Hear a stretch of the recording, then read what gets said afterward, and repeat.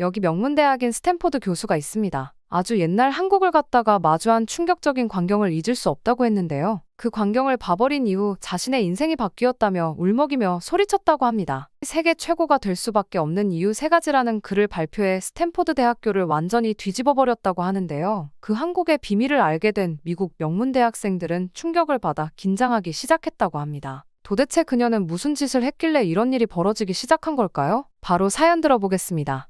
안녕하세요. 저는 런던에서 태어나 현재 서울 마포구에 살고 있는 캐서린 헤이스입니다. 저는 사실 한국을 정말 싫어했어요. 아니, 어쩌면 두려웠다고 해야 할까요? 전쟁으로 황폐화된 아시아의 한 나라. 제가 19살이던 1965년 모든 사람들이 제 선택을 미친 짓이라고 말했죠. 거기는 너무 위험해, 케이트.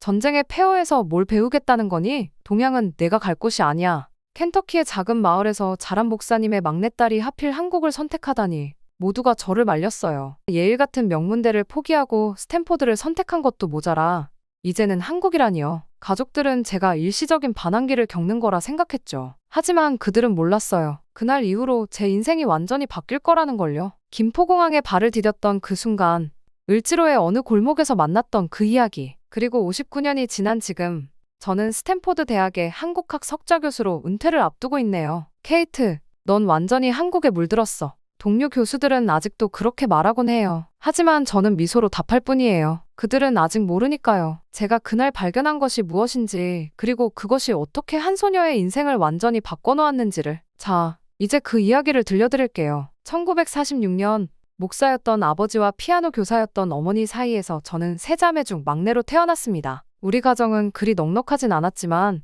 책장만큼은 항상 새로운 책들로 가득했죠. 특히 아버지는 선교 활동으로 세계 곳곳을 다니셨는데 매번 돌아오실 때마다 각국의 이야기책을 가져오시곤 했어요. 저는 그 책들을 읽으며 자랐습니다. 인도의 겐지스강, 이집트의 피라미드, 페루의 마추픽추, 머나먼 나라들의 이야기는 어린 제 상상력을 키워주었죠. 하지만 우리 집에는 한 가지 엄격한 규칙이 있었어요. 아가씨는 숙녀답게 자라야 한다는 거였죠. 두 언니들은 그 규칙을 잘 따랐습니다. 큰언니는 피아노 교사가 되었고 작은 언니는 간호사의 길을 택했어요. 하지만 저는 달랐습니다. 친구들이 저를 말썽쟁이 케이트라고 부른 것도 다 이유가 있었죠. 15살 때였어요. 아버지의 서재에서 우연히 발견한 책 한 권이 제 인생을 바꿔놓았습니다. 펄벅의 대지였어요. 처음으로 아시아라는 미지의 세계에 매료되었죠. 그 후로 도서관에서 아시아 관련 책들을 찾아 읽기 시작했어요. 선생님들은 제가 평소와 다르게 공부에 열중하는 모습을 신기해하셨죠. 케이트, 넌 커서 뭐가 되고 싶니? 고등학교 졸업을 앞두고 진로상담 선생님이 물으셨을 때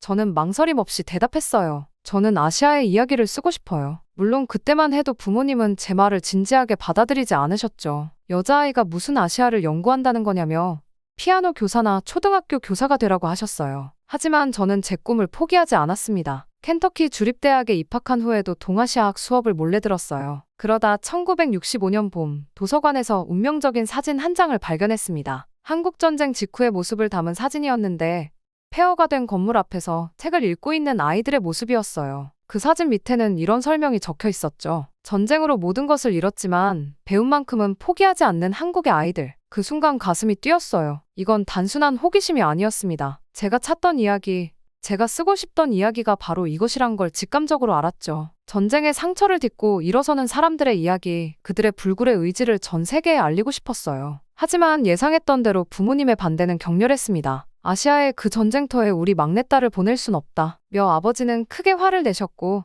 어머니는 눈물로 밤을 지새우셨죠. 하지만 처음으로 저는 제 의지를 굽히지 않았어요. 결국 교환학생 프로그램에 지원했고 기적처럼 합격했습니다. 1965년 여름 김포공항으로 향하는 비행기에 올랐을 때 그 설렘을 저는 평생 잊지 못할 거예요. 불안했지만 제 가슴 한켠에는 확신이 있었습니다. 이곳에서 제가 찾던 진짜 이야기를 발견하게 될 거란 걸요. 그리고 그 예감은 정확히 들어맞았어요. 그렇게 시작된 제 한국 생활은 마치 롤러코스터를 타는 것처럼 충격과 감동이 교차하는 시간이었어요. 지금도 선명히 기억납니다. 활주로를 내려다보며 눈물을 훔치던 그 순간을요. 제가 본 한국의 첫 모습은 폐허였으니까요. 하지만 그건 시작에 불과했습니다. 서울로 향하는 길에서 만난 첫 번째 충격은 거리 곳곳에 늘어선 판잣집들이었어요. 켄터키의 가난한 동네에서 자랐다고 생각했는데 이건 차원이 달랐죠. 더운 여름날 골목골목에서 땀을 닦으며 일하는 사람들, 맨발로 뛰어다니는 아이들, 제가 상상했던 한국과는 너무나 달랐습니다. 그렇게 저는 이태원 근처의 작은 하숙집에 짐을 풀었어요. 김영희 할머니의 집이었는데 나중에 알고 보니 그분은 일제강점기 때 독립운동가의 아내셨더라고요. 첫날 밤 할머니는 제게 이런 말씀을 하셨습니다. 아가씨, 우리나라가 가난해서 미안하지만 우리도 한때는 찬란한 문화를 가진 나라였어. 곧 다시 그렇게 될 거야. 그때는 그저 연로하신 분의 희망 섞인 말씀으로만 들었어요. 하지만 그 말씀의 진정한 의미를 깨닫는 데는 그리 오래 걸리지 않았습니다. 어느 날 아침, 저는 우연히 새벽 4시에 깨어났어요. 창밖에서 들리는 발자국 소리에 궁금증을 느껴 살며시 밖을 내다봤죠. 그때 본 광경은 지금도 잊을 수 없습니다. 중학생으로 보이는 소년 하나가 책가방을 메고 가로등 밑에서 공부를 하고 있었어요. 저 아이는 왜 이 시간에? 다음 날 아침, 할머니께 여쭤보았더니 대답이 의외였습니다. 아, 철수 말하는 거구나. 저 아이는 신문 배달을 하면서 공부를 해. 새벽에 일하면서 공부하고 학교 가기 전에 또 공부하지. 그 후로 저는 매일 새벽 그 소년을 지켜보았어요. 비가 오나 눈이 오나 그 자리에서 책을 읽는 모습은 변함이 없었죠. 어느 날은 용기를 내서 말을 걸어보았습니다. 서툰 한국말로요. 안녕하세요. 매일 여기서 공부하는 걸 봤어요. 아, 미국 선생님. 저는 의사가 될 거예요. 그래서 열심히 공부해요. 그의 눈빛에서 본 강렬한 의지는 제가 도서관에서 보았던 그 사진 속 아이들의 눈빛과 같았습니다. 그제서야 저는 깨달았어요. 겉으로 보이는 가난은 이 나라의 전부가 아니라는 것을요. 더 놀라운 발견은 그 후에도 계속되었습니다. 어느 날은 허름한 서점에 들렀다가 충격적인 광경을 목격했어요. 책 한 권이 너무 낡아서 글자가 거의 지워져 있었는데 점원의 설명이 잊히지 않습니다. 이 책은 30명이 돌려 읽어서 이렇게 됐어요. 각자 사흘씩 빌려 읽고 다음 사람에게 넘기는 거예요. 그때 본 책의 제목은 The Great Gatsby였어요. 영어 원서였죠. 한 권의 책을 30명이 돌려 읽는다는 게 믿기지 않았습니다. 하지만 그들에게는 자연스러운 일상이었어요. 배우고자 하는 열망이 물리적인 한계를 뛰어넘은 거죠. 그렇게 한국의 밤을 지켜보았죠. 밤이면 골목골목에서 희미한 불빛이 새어나왔습니다. 처음에는 그저 늦게까지 일하는 사람들의 불빛이라 생각했어요. 하지만 자세히 들여다보니 그건 모두 공부하는 사람들의 불빛이었습니다. 촛불 하나로 책을 읽는 학생들, 석유 램프 밑에서 영어 단어를 외우는 직장인들. 우리가 가난한 건 맞지만 우리 머리까지 가난한 건 아니야. 할머니의 이 말씀은 제 인생의 모토가 되었습니다. 그들은 물질적으로는 가난했을지 모르지만 정신적으로는 누구보다 부유했어요. 배움에 대한 갈망, 더 나은 미래를 향한 희망, 그리고 그것을 이루고야 말겠다는 강인한 의지. 그것이 제가 본 진짜 한국이었습니다. 1965년의 그 여름, 저는 매일매일이 새로운 발견의 연속이었어요. 겉으로 보이는 가난과 혼란은 이 나라의 진짜 모습이 아니었습니다. 그들의 눈빛 속에서, 불빛 새어나오는 골목골목에서, 달아빠진 책장 속에서 저는 한국의 진정한 힘을 발견했습니다. 그리고 그때 직감했죠. 이 나라가 언젠가는 세계를 놀라게 할 거라는 것을. 제 인생을 바꾼 결정적인 만남은 을지로의 한 구멍가게 앞에서 시작됐어요. 매일 아침 그곳에서 신문을 사곤 했는데 어느 날 눈에 띈 할머니 한 분이 계셨죠. 허리가 굽어 지팡이에 의지한 채 신문을 팔고 계셨어요. 이런 고령의 할머니가 왜 이 일을? 처음엔 그저 안타까운 마음에 신문을 사주곤 했습니다. 하지만 그날은 달랐어요. 제가 건넨 동전을 받으시며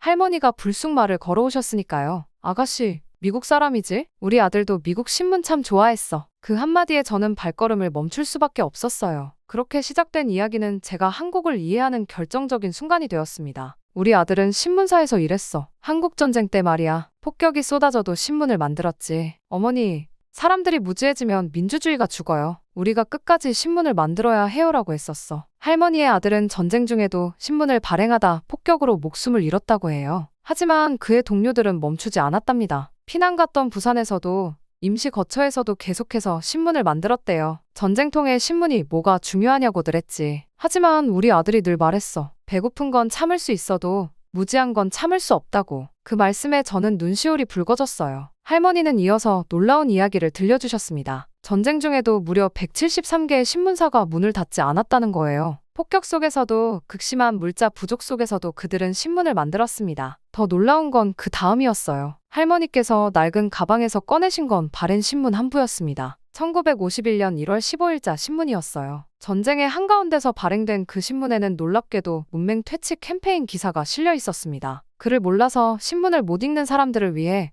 우리 아들이 읽어주곤 했어. 지금도 나는 매일 이 자리에서 신문을 팔아. 우리 아들의 뜻을 이어가는 거지. 할머니의 이야기는 계속되었어요. 전쟁 중에도 마을마다 작은 독서 모임이 있었다고 해요. 피난민 수용소에서도 한글 교실이 열렸대요. 폭격 경보가 울리면 방공호로 피했다가 경보가 해제되면 다시 모여 공부했다는군요. 사람들이 왜 그렇게 필사적으로 공부했는지 알아? 민주주의는 글을 아는 사람들의 것이라고 믿었거든. 무지한 사람은 자유를 지킬 수 없다고. 그날 이후로 저는 매일 아침 할머니를 찾아갔어요. 때로는 커피를 함께 마시며 이야기를 들었고, 때로는 할머니의 신문 파는 일을 도왔죠. 그러면서 알게 된 것들은 제 생각을 완전히 바꿔놓았어요. 케이트 아가씨, 이건 단순한 신문이 아니야. 이건 우리의 자유를 지키는 방패야. 우리 아들이 목숨 바쳐 지키려 했던 거고. 할머니의 말씀대로였어요. 그들에게 신문은 단순한 정보 전달 수단이 아니었습니다. 그것은 민주주의를 지키는 방패였고 더 나은 미래를 만들어가는 도구였죠. 문맹률을 낮추고 민주주의 의식을 높이고 더 나은 미래를 꿈꾸게 하는 1965년의 그 여름,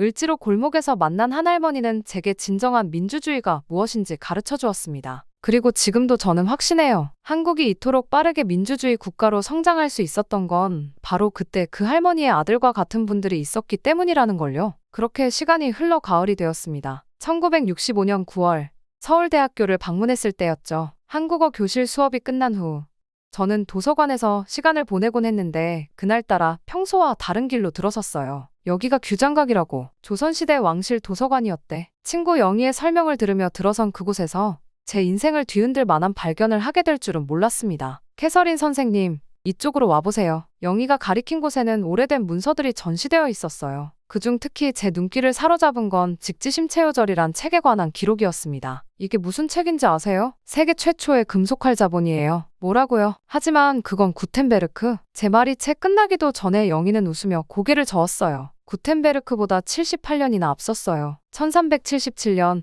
청주 흥덕사에서 만들어졌죠. 순간 제 머릿속이 하얘졌습니다. 대학에서 배운 서양사의 한 축이 무너지는 것 같았거든요. 그날 저녁, 영희는 저를 청주로 가는 기차에 태웠습니다. 주말에 흥덕사 터를 보러 가자고 했죠. 기차 안에서 영희는 계속해서 이야기를 들려주었어요. 사실 직지보다 더 앞선 금속활 자본이 있었다는 기록도 있어요. 1234년에 상정고금 예문이라는 책이죠. 그러니까 구텐베르크보다 무려 220년이나 앞선 거예요. 청주에 도착해서 본 흥덕사 터는 그리 크지 않았어요. 하지만 그곳에서 느낀 감동은 컸습니다. 한 스님을 만나 더 자세한 이야기를 들을 수 있었죠. 금속활자는 단순한 기술이 아니었어요. 그건 지식을 모두와 나누고자 하는 우리의 철학이었죠. 부처님의 가르침이 특권층만의 것이 되어서는 안 된다고 생각했거든요. 스님의 말씀은 계속되었습니다. 금속활자로 책을 찍어내는 과정, 활자를 만드는 정교한 기술, 그리고 그 뒤에 담긴 철학까지. 모든 이야기가 신선한 충격이었어요. 당시 목판 인쇄가 일반적이었는데 왜 굳이 더 어려운 금속활자를 개발했을까요? 제 질문에 스님은 의미심장한 미소를 지으셨어요. 더 많은 사람들과 지식을 나누기 위해서였죠. 목판은 한 번 새기면 그 내용만 찍을 수 있지만 금속활자는 필요한 대로 조합해서 다양한 책을 만들 수 있으니까요. 그제서야 이해가 되었어요. 그들은 단순히 책을 찍어내는 것이 아니라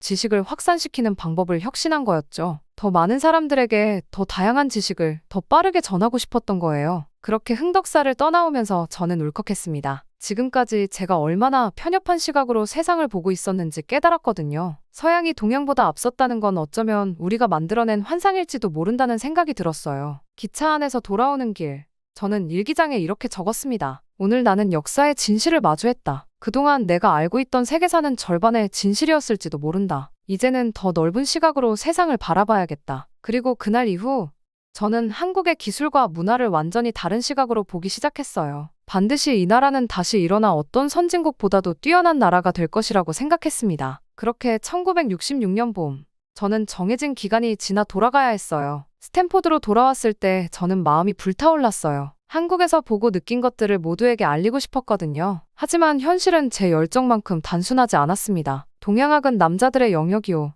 헤이스 양, 학과장 윌리엄스 교수의 말은 차가웠어요. 제가 제출한 한국학 연구 계획서를 보며 그가 지어 보인 표정을 저는 지금도 잊을 수 없습니다. 그래서 뭘 연구하겠다는 건가? 가난한 나라의 폐허? 아니면 전쟁의 상은? 그의 비웃음 섞인 질문에 저는 떨리는 목소리로 대답했어요. 아니요. 세계 최초의 금속활자와 한글이라는 혁신적 문자, 그리고 그들의 교육열에 대해 연구하고 싶습니다. 순간 사무실이 조용해졌어요. 윌리엄스 교수는 한동안 말없이 저를 바라보더니 이렇게 말했죠. 자네가 착각하고 있는 게 있어. 우리는 학문을 하는 곳이지 동화를 쓰는 곳이 아니야. 그날 저는 울면서 집으로 돌아왔습니다. 하지만 포기하지 않았어요. 한국에서 만난 그 할머니, 신문파리의 아들, 새벽에 공부하던 소년, 닳도록 책을 돌려 읽던 사람들. 그들의 이야기는 반드시 세상에 알려져야 했으니까요. 교수님, 제가 증명해 보이겠습니다. 다음 날, 저는 직지심체요절의 기록과 관련 자료들을 들고 다시 교수님을 찾아갔어요. 프랑스 국립도서관에 보관된 실제 직지에 대한 기록들, 구텐베르크 이전의 금속활자 기술에 대한 연구 자료들을 보여드렸죠. 흥미롭군. 처음으로 윌리엄스 교수의 눈빛이 달라졌어요. 하지만 그게 끝이 아니었습니다. 그래, 자료는 인상적이야. 하지만 자네가 이걸 제대로 연구할 수 있을까? 동양학과에서 여자 교수를 본 적이 없는 데는 다 이유가 있어. 그때였어요. 제 입에서 나온 말이 저 자신도 놀라게 했습니다. 교수님, 한글이 만들어진 이유를 아세요? 모든 사람이 평등하게 배움을 얻을 수 있어야 한다는 철학에서였어요. 그런데 지금 교수님은 제가 여자라는 이유로 연구를 막으시는 건가요? 침묵이 흘렀어요. 긴장된 순간이었죠. 하지만 이내 교수님의 얼굴에 미소가 번졌습니다. 흥미로운 반박이군. 좋아, 기회를 주지. 한 학기 동안 프로젝트를 진행해보게. 결과물을 보고 판단하겠네. 그렇게 저희 진짜 도전이 시작됐어요. 낮에는 조교 일을 하고 밤에는 연구를 했죠. 한국에서 가져온 자료들을 하나하나 번역하고 분석했어요. 때로는 밤을 새우기도 했죠. 그때마다 저는 생각했어요. 한국에서 보았던 그 촛불 아래 공부하던 사람들을요. 난 포기할 수 없어. 그들도 포기하지 않았으니까. 제 연구의 첫 발표 날, 강의실은 의외로 사람들로 가득 찼어요. 아마도 말썽쟁이 케이트의 실패를 보러 온 걸 거예요. 하지만 그들의 예상과 달리 발표는 성공적이었습니다. 직지는 단순한 인쇄물이 아닙니다. 그것은 지식 민주화의 시작이었어요. 모든 계층이 평등하게 지식을 얻을 수 있어야 한다는 혁명적 발상이었죠. 한글의 창제도 마찬가지입니다. 이것은 단순한 문자 발명이 아닌 교육 평등을 향한 위대한 도전이었어요. 발표가 끝나고 윌리엄스 교수가 다가왔어요. 인상적이었네.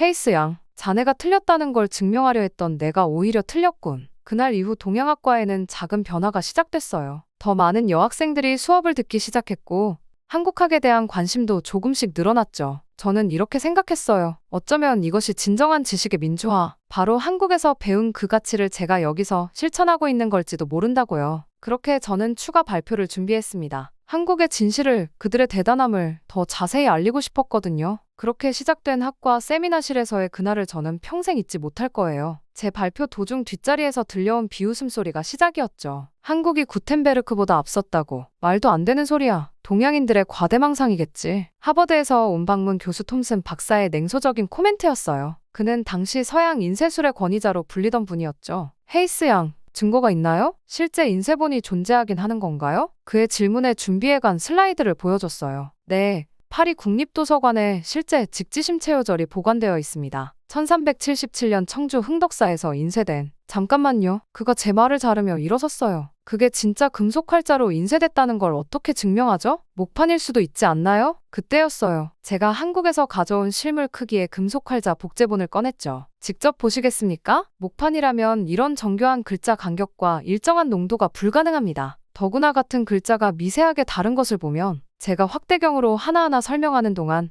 세미나실이 조용해졌어요. 톰슨 박사도 한동안 복제본을 자세히 들여다보더니 무언가 생각에 잠긴 듯했죠. 그럼 왜 이런 중요한 발명이 서양에 알려지지 않은 거죠? 한 학생이 물었어요. 그게 바로 제가 오늘 말씀드리고 싶은 핵심입니다. 저는 지도를 펼쳤어요. 보시는 것처럼 실크로드를 통해 금속활자 기술이 유럽으로 전해졌다는 증거들이 있어요. 구텐베르크의 금속활자 제작 기술이 한국의 방식과 놀랍도록 유사한 것도 우연이 아닙니다. 그래도 난 납득하기 어려워요. 톰슨 박사가 다시 말을 꺼냈어요. 당시 한국이 그런 기술을 가졌다는 게. 교수님, 혹시 청자에 대해 아시나요? 제가 꺼내든 것은 작은 청자 파편이었어요. 이 완벽한 비취색을 내기 위해서는 1300도의 고온이 필요합니다. 12세기 고려시대에 이미 이런 기술이 있었어요. 금속활자를 만들 수 있는 주조 기술은 이미 충분했다는 거죠. 세미나실이 다시 술렁였어요. 이번에는 호기심 어린 질문들이 이어졌죠. 그럼 한글은 어떻게 만들어진 거예요? 세종대왕은 왜 새로운 문자를 만들려 했던 거죠? 그렇게 2시간의 세미나는 4시간으로 늘어났어요. 마지막에 톰슨 박사가 다가왔죠. 흥미로운 발표였어요.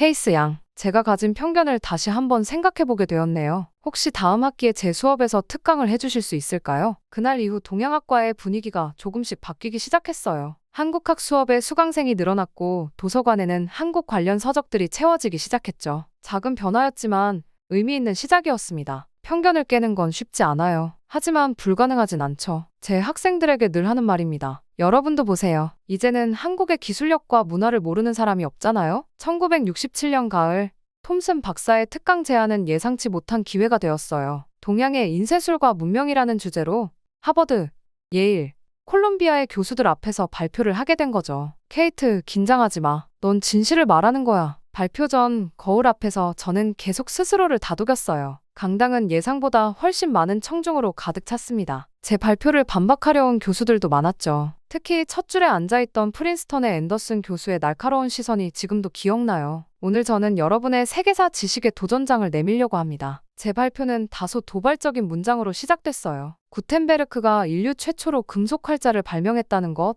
정말 사실일까요? 순간 강당이 술렁였죠. 앤더슨 교수가 자리에서 몸을 앞으로 기울이는 게 보였어요. 먼저 이 활자를 보시죠. 제가 준비한 첫 번째 증거물은 청주 흥덕사 금속 활자의 정밀 복제본이었어요. 보시다시피 이 활자는 1377년에 제작되었습니다. 구텐베르크보다 78년이나 앞서죠. 허나 그건 동양의 기록일 뿐입니다. 앤더슨 교수가 자리에서 일어났어요. 유럽의 기록에는 전혀 나타나지 않는 바로 그 점이 중요합니다. 저는 그의 말을 정중히 끊고 두 번째 자료를 보여줬어요. 이것은 마르코 폴로의 동방견물록에 나오는 기록입니다. 그는 동양에서 쇠로 글자를 만들어 책을 찍어내는 기술을 보았다고 썼어요. 이 기록은 구텐베르크보다 150년이나 앞섭니다. 이어서 저는 결정적인 증거를 제시했어요. 구텐베르크의 금속 활자 제작 기술과 한국의 방식을 비교 분석한 자료였죠. 금속의 배합 비율부터 활자를 주조하는 방식까지 놀라울 정도로 유사했어요. 이런 유사성이 단순한 우연일까요? 아니면 실크로드를 통해 전해진 기술이었을까요? 2시간의 발표가 끝나고 예상치 못한 일이 벌어졌어요. 앤더슨 교수가 제일 먼저 박수를 치기 시작한 거예요. 인상적인 연구였어요. 헤이스 양, 당신은 우리가 얼마나 편협한 시각으로 세계사를 보고 있었는지 일깨워 주었습니다. 그날 이후 변화는 더 빠르게 찾아왔어요. 동양학과에 한국학 전공이 개설되었고 도서관에는 한국 관련 서적 코너가 만들어졌죠. 더 많은 학생들이 한국어를 배우기 시작했고 한국학 연구에 관심을 보이는 교수들도 늘어났습니다. 케이트, 자네가 해냈어. 윌리엄스 교수가 어느 날 저를 불러 말했어요. 자네는 우리 학계에 새로운 시각을 가져왔어. 이제는 정식으로 한국학 교수직을 제안하고 싶네. 그렇게 저는 그 연구를 발판으로 스탠포드 최초의 여성 한국학 교수가 되었습니다. 하지만 이건 끝이 아닌 시작이었어요. 진짜 도전은 이제부터였으니까요. 그렇게 교수가 되었고 저는 바쁜 시간을 보냈습니다. 1980년대 초반, 저는 연구년을 맞아 다시 한국을 찾았어요. 15년 만에 방문이었죠. 인천공항에 도착했을 때 저는 제 눈을 의심했어요. 제가 처음 봤던 그 가난했던 나라가 맞나 싶을 정도로 달라져 있었거든요. 하지만 거리에는 또 다른 긴장감이 감돌고 있었습니다. 대학가는 학생들의 시위로 들썩였고 전두환 정권의 서슬퍼런 독재가 이어지던 시기였죠. 케이트 교수님, 우리 서울대 도서관에서 뵙네요. 낯익은 목소리에 고개를 들었어요. 15년 전 제게 직지심 체어저를 처음 보여줬던 영희였죠. 이제는 서울대 교수가 되어 있었어요. 영희야, 도서관에서 뭐하고 있었니? 민주화 운동의 역사를 연구하고 있어요. 우리가 1965년에 봤던 그 신문 이야기 기억나세요? 그녀는 나를 한적한 카페로 데려갔어요. 그리고 놀라운 이야기를 들려주었죠. 그때 그 신문파리 할머니의 아들이 남긴 일기장을 찾았어요. 1951년의 기록인데 폭격 속에서도 신문을 만들었던 이유가 나와 있더라고요. 영희가 꺼낸 낡은 일기장에는 이런 구절이 있었습니다. 민주주의는 글자로 시작된다. 사람들이 읽고 생각하고 말할 수 있을 때 비로소 자유가 시작되는 것이다. 그런데 교수님, 지금도 비슷한 일이 벌어지고 있어요. 영희는 창밖을 바라보며 말을 이었죠. 정부가 언론을 통제하자 학생들이 직접 등사기로 신문을 만들어 돌리고 있어요. 1950년대와 똑같은 이유로요. 다음 날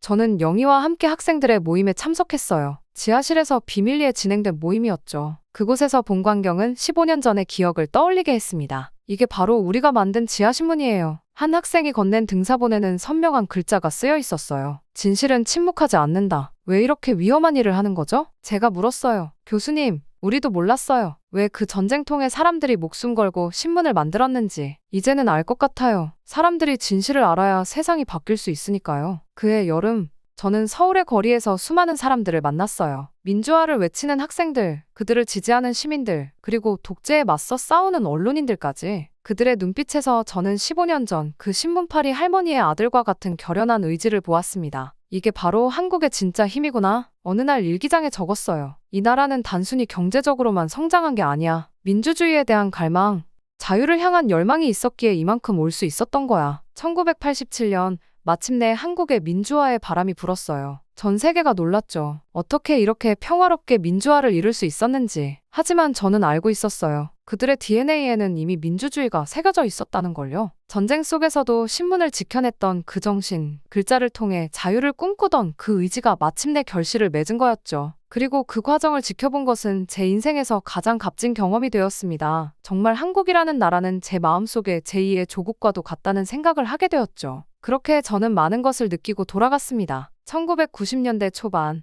스탠포드의 제 연구실로 뜻밖의 손님들이 찾아왔어요. 실리콘밸리의 한 기업 임원진이었죠. 그들이 던진 첫 질문이 아직도 생생합니다. 한국 기업들은 어떻게 이렇게 빠르게 성장할 수 있었나요? 당시 삼성전자가 메모리 반도체 시장에서 일본을 앞지르기 시작했고 현대전자도 급부상하던 때였어요. 실리콘밸리의 전문가들은 이해할 수 없다는 듯 고개를 저었죠. 10년 전만 해도 그저 값싼 제품을 만드는 나라였는데 저는 그들에게 조용히 물었어요. 혹시 금속 활자에 대해 들어보셨나요? 회의실이 조용해졌습니다. 저는 이어서 말했죠. 13세기 한국은 세계 최초로 금속 활자를 발명했어요. 정교한 주조 기술, 섬세한 금속 가공 기술이 필요한 작업이었죠. 오늘날 반도체 기술의 뿌리가 거기 있어요. 하지만 그건 옛날 이야기잖아요? 한 임원이 의아해하며 물었어요. 아니요, 현재 진행형입니다. 제가 보여드릴게요. 저는 서랍에서 한 장의 사진을 꺼냈어요. 1960년대 새벽의 가로등 밑에서 공부하던 소년의 사진이었죠. 이 사진 속 소년은 지금 삼성전자의 수석 연구원입니다. 그리고 이건 또 다른 사진을 보여줬어요. 전쟁 직후 신문을 돌려 읽던 사람들의 모습이에요. 지식에 대한 갈망, 배움에 대한 열정이 바로 한국의 힘입니다. 그날 이후 제 연구실은 갑자기 바빠졌어요. 실리콘밸리의 기업들이 줄지어 찾아왔고 한국 기업들도 연락해오기 시작했죠. 저는 그들 사이에 다리를 놓기 시작했습니다. 1995년 스탠포드의 한국기술혁신연구소가 설립됐어요. 제가 초대 소장을 맡게 됐죠. 우리는 한국의 기술 발전 모델을 연구하기 시작했어요. 그 과정에서 놀라운 사실들을 발견했습니다. 보세요. 한국의 교육 시스템이 어떻게 기술 혁신으로 이어지는지를. 연구소에서의 첫 발표에서 저는 이렇게 말했어요. 그들은 단순히 기술을 모방한 게 아니에요. 끊임없이 혁신하고 개선하고 새로운 것을 만들어냈죠. 마치 금속 활자를 만들던 그때처럼요. 특히 인상적이었던 건 젊은 엔지니어들의 이야기였어요. 그들은 하루 12시간씩 일하면서도 밤에는 새로운 기술을 공부했죠. 마치 제가 60년대에 본 그 촛불 공부하던 학생들처럼요. 한국의 기술 발전은 단순한 경제적 성공이 아니에요. 어느 날 실리콘밸리 컨퍼런스에서 연설할 기회가 있었는데 저는 이렇게 말했습니다. 그것은 배움에 대한 절실함, 더 나은 미래를 향한 열망, 그리고 불가능을 가능으로 만드는 도전 정신의 결과물이에요. 2000년대 들어서며 한국은 이제 단순한 추격자가 아닌 선도자가 되어가고 있었어요. LCD 기술, 메모리 반도체, 휴대폰, 세계 시장을 주도하기 시작했죠. 케이트, 당신 말이 맞았어요. 실리콘밸리의 한 CEO가 찾아와 이렇게 말하더군요. 우리가 한국을 배워야 할 때가 온 것 같아요. 저는 빙그레 웃으며 대답했어요. 이제 시작일 뿐이에요. 아직 여러분이 보지 못한 한국의 저력이 훨씬 더 많답니다. 그리고 그 말은 적중했어요. 2024년 현재 한국은 AI, 로봇공학, 바이오 기술 등 미래 산업의 최전선에 서 있으니까요. 저는 한국의 최근 동향과 소식을 들으며 제 안목이 틀리지 않았다는 생각과 뿌듯하다는 생각이 들었습니다. 또한 스탠포드 대강당은 처음 보는 광경이 펼쳐졌어요. 한국학 입문 수업 신청자가 너무 많아 추첨을 해야 했거든요. 제가 1967년에 12명으로 시작했던 그 수업이었는데 말이죠. 교수님, BTS 노래로 한국어를 배우다가 한국 역사에 관심이 생겼어요. 저는 오징어 게임을 보고 한국 드라마에 빠졌다가 이 수업을 신청했어요. 저는 삼성전자 인턴십을 준비하고 있어서 학생들의 동기는 제각각이었지만 한 가지는 분명했어요. 더 이상 한국은 그들에게 그 가난했던 나라가 아니었다는 거죠. 어느 날은 재미있는 일이 있었어요. 하버드에서 온 박문 교수가 제 수업을 참관했는데 그가 놀란 표정으로 물었죠. 도대체 어떻게 된 걸까요? 한국이 이렇게 강해질 거라고 예측한 사람이 있었나요? 저는 웃으며 대답했어요. 제가 있었죠. 1965년 19살에 저는 이미 알고 있었어요. 촛불 하나로 공부하던 그들의 눈빛에서, 전쟁통에도 신문을 만들던 그 의지에서 한국이 반드시 세계를 놀라게 할 거란 걸요. 지금 한국은 더 이상 아시아의 작은 나라가 아닙니다. K-팝은 빌보드를 석권하고 한국 영화는 아카데미상을 휩쓸며 한국 드라마는 전 세계 OTT 순위를 장악하고 있죠. 특히 놀라운 건 한글이에요. 세종대왕이 만든 그 과학적인 문자가 이제는 전 세계 젊은이들이 가장 배우고 싶어하는 언어가 되었습니다. 프랑스어를 제치고 세계 3위 학습 언어로 올라섰다는 소식을 들었을 때 저는 울컥했어요. 케이트, 당신이 틀렸어요. 얼마 전 톰슨 교수가 찾아왔어요. 60년대 재발표를 비판했던 그 교수였죠. 한국은 우리가 생각했던 것보다 훨씬 더 대단한 나라였어요. 그의 손에는 최근 출간된 책이 들려 있었어요. 인공지능 시대에 최적화된 문자, 한글이란 제목이었죠. 그는 이제 한글의 과학성을 연구하는 학자가 되어 있었어요. 기억나세요? 당신이 처음 금속활자 이야기를 했을 때 우리가 얼마나 비웃었는지. 하지만 이제는 실리콘밸리 기업들이 한국의 기술을 배우러 줄을 서고 있잖아요. 맞아요. 세상이 완전히 바뀌었어요. 한국의 문화 콘텐츠는 이제 세계인의 일상이 되었고,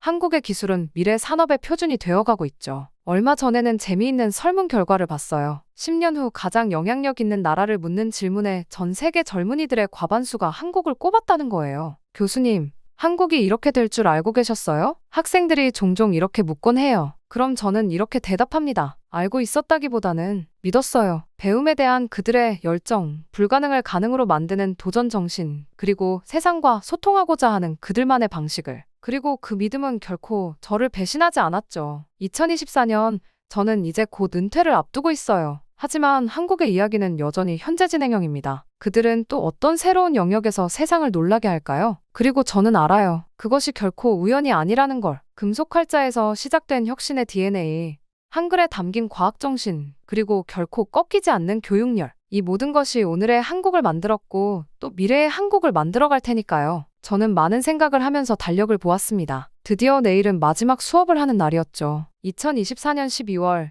스탠포드 최대 강당은 제가 처음 강의를 시작했을 때와는 비교도 할 수 없을 만큼 많은 사람들로 가득 찼습니다. 한국학의 어머니라고요? 저를 소개하는 학장의 말에 저는 쑥스러웠어요. 제가 한 일이라곤 그저 진실을 이야기한 것뿐인데 말이죠. 여러분, 오늘은 제가 처음 한국을 만났던 1965년 이야기로 시작하고 싶어요. 스크린에 흑백 사진 하나가 떴습니다. 허름한 서점에서 책을 돌려 읽던 사람들의 모습이었죠. 이 사진 속 주인공들은 지금 어디에 있을까요? 그들의 자녀들은 어떤 삶을 살고 있을까요? 저는 잠시 말을 멈추고 청중을 둘러보았어요. 그들의 자녀들은 노벨상을 꿈꾸는 과학자가 되었고, 세계를 감동시키는 영화 감독이 되었으며, 인공지능의 미래를 연구하는 공학자가 되었습니다. 강당이 조용해졌어요. 59년 전 19살에 제가 처음 한국행을 결심했을 때 모두가 말렸어요. 전쟁의 폐허가 된 그곳에서 뭘 배우겠다는 거냐고. 하지만 그들은 몰랐던 거예요. 폐허 속에 숨겨진 보물을 말이죠. 저는 천천히 제 오래된 일기장을 펼쳤습니다. 1965년 8월 15일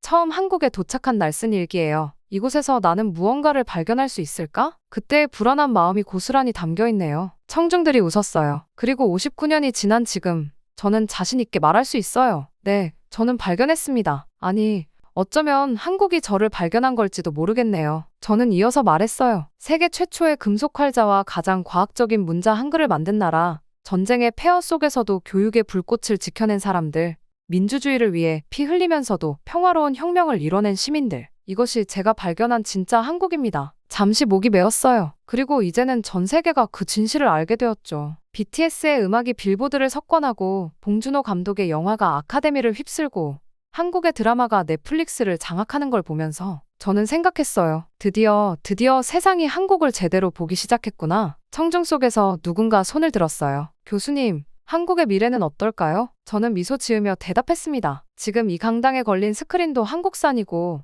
여러분이 들고 있는 스마트폰의 핵심 부품도 한국산이에요. 10년 후에는 어떨까요? 아마도 우리가 타는 전기차, 우리가 사는 스마트시티, 우리가 활용하는 인공지능, 그 모든 것의 중심에 한국이 있지 않을까요? 그리고 마지막으로 저는 제가 가장 하고 싶었던 말을 꺼냈습니다. 하지만 제가 정말 전하고 싶은 건 따로 있어요. 한국이 우리에게 가르쳐준 가장 소중한 교훈, 그것은 바로 불가능은 없다는 거예요. 전쟁의 폐허에서 문화 강국으로, 가난한 나라에서 기술 강국으로, 한국은 우리에게 희망이 무엇인지를 보여주었습니다. 강당에 눈물 훔치는 소리가 들렸어요. 59년 전 한국행을 결심했던 그 선택이 제 인생 최고의 결정이었다고 저는 믿습니다. 그리고 앞으로도 전 세계의 더 많은 사람들이 한국을 통해 희망을 발견하게 되길 바랍니다. 마지막 슬라이드에는 제가 가장 아끼는 사진이 떴어요. 1965년 을지로의 그 신문파리 할머니와 함께 찍은 사진이었죠. 이제 저는 떠나지만 한국의 이야기는 계속될 거예요. 그리고 그 이야기는 앞으로도 계속해서 세상을 놀라게 할 테니까요. 그렇게 제 마지막 강의는 끝이 났습니다. 하지만 한국과의 인연은 여전히 현재 진행형이에요. 그리고 저는 알아요. 59년 전 그날,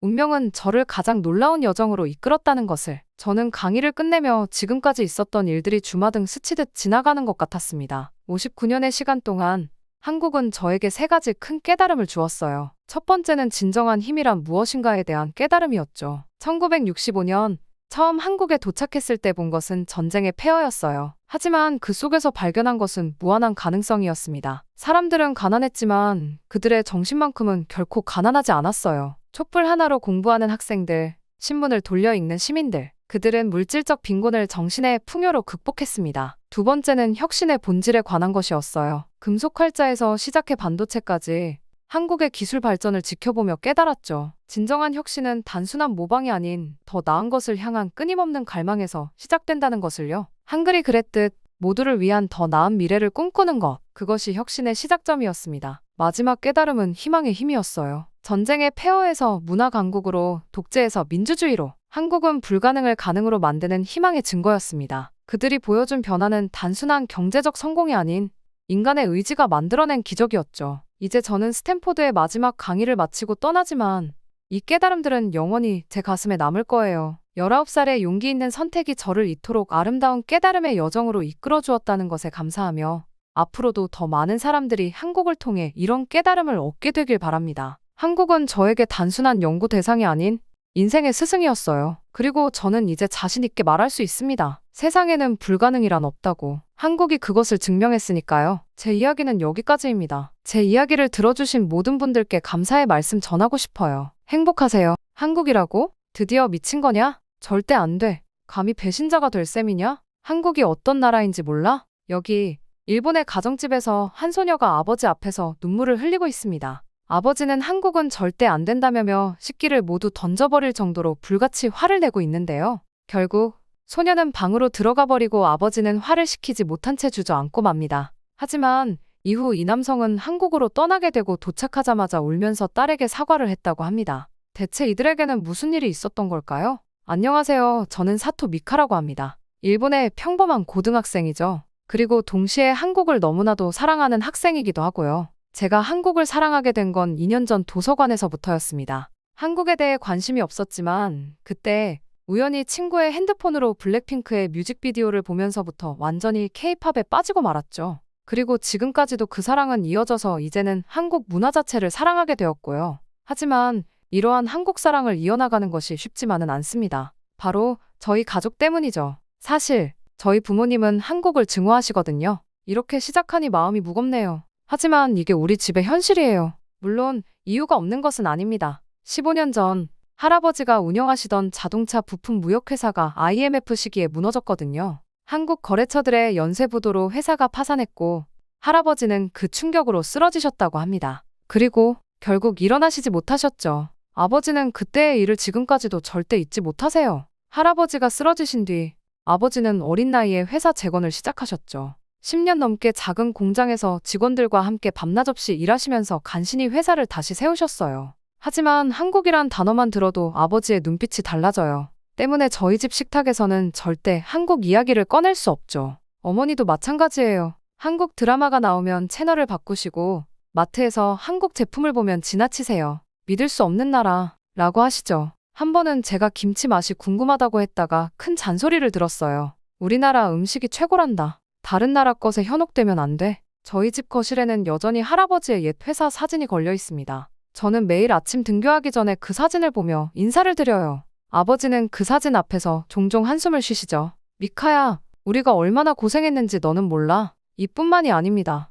학교에서도 쉽지 않아요. 친구들은 모두 K-팝을 좋아하고 한국 화장품을 쓰고 한국 음식을 먹으러 다니죠. 하지만 저는 그런 자리에 끼지 못해요. 친구들이 한국 아이돌 이야기를 할 때면 자리를 피해야만 했습니다. 아버지께서 너무나도 싫어하시기 때문이죠. 그렇기에 저는 항상 휴대폰에 이어폰을 꽂고 도서관 구석에 숨어서 뮤직비디오를 봤어요. 강렬한 비트, 완벽한 안무, 세련된 영상미, 심장이 터질 것 같았죠. 매일 저는 부모님 몰래 K-팝을 찾아 듣고는 했어요. 한국어 가사를 따라 부르면서 혼자 춤도 췄죠. 그러다 결국 저는 결심했습니다. 서울대학교에 가겠다고 말이죠. 서울대학교는 세계에서도 이미 유명한 대학교였고 그곳에서 공부하며 한국 문화를 배우고 싶었거든요. 그래서 용기를 내기로 했습니다. 아버지에게 이야기를 꺼내겠다고 말이죠. 너무나도 무서웠지만 언젠가는 넘어야 할 산이라고 생각했으니까요. 아버지, 저 대학 진학 얘기를 하고 싶은데요. 그러다 어느 날 저녁 결국 저는 떨리는 목소리로 말씀드렸어요.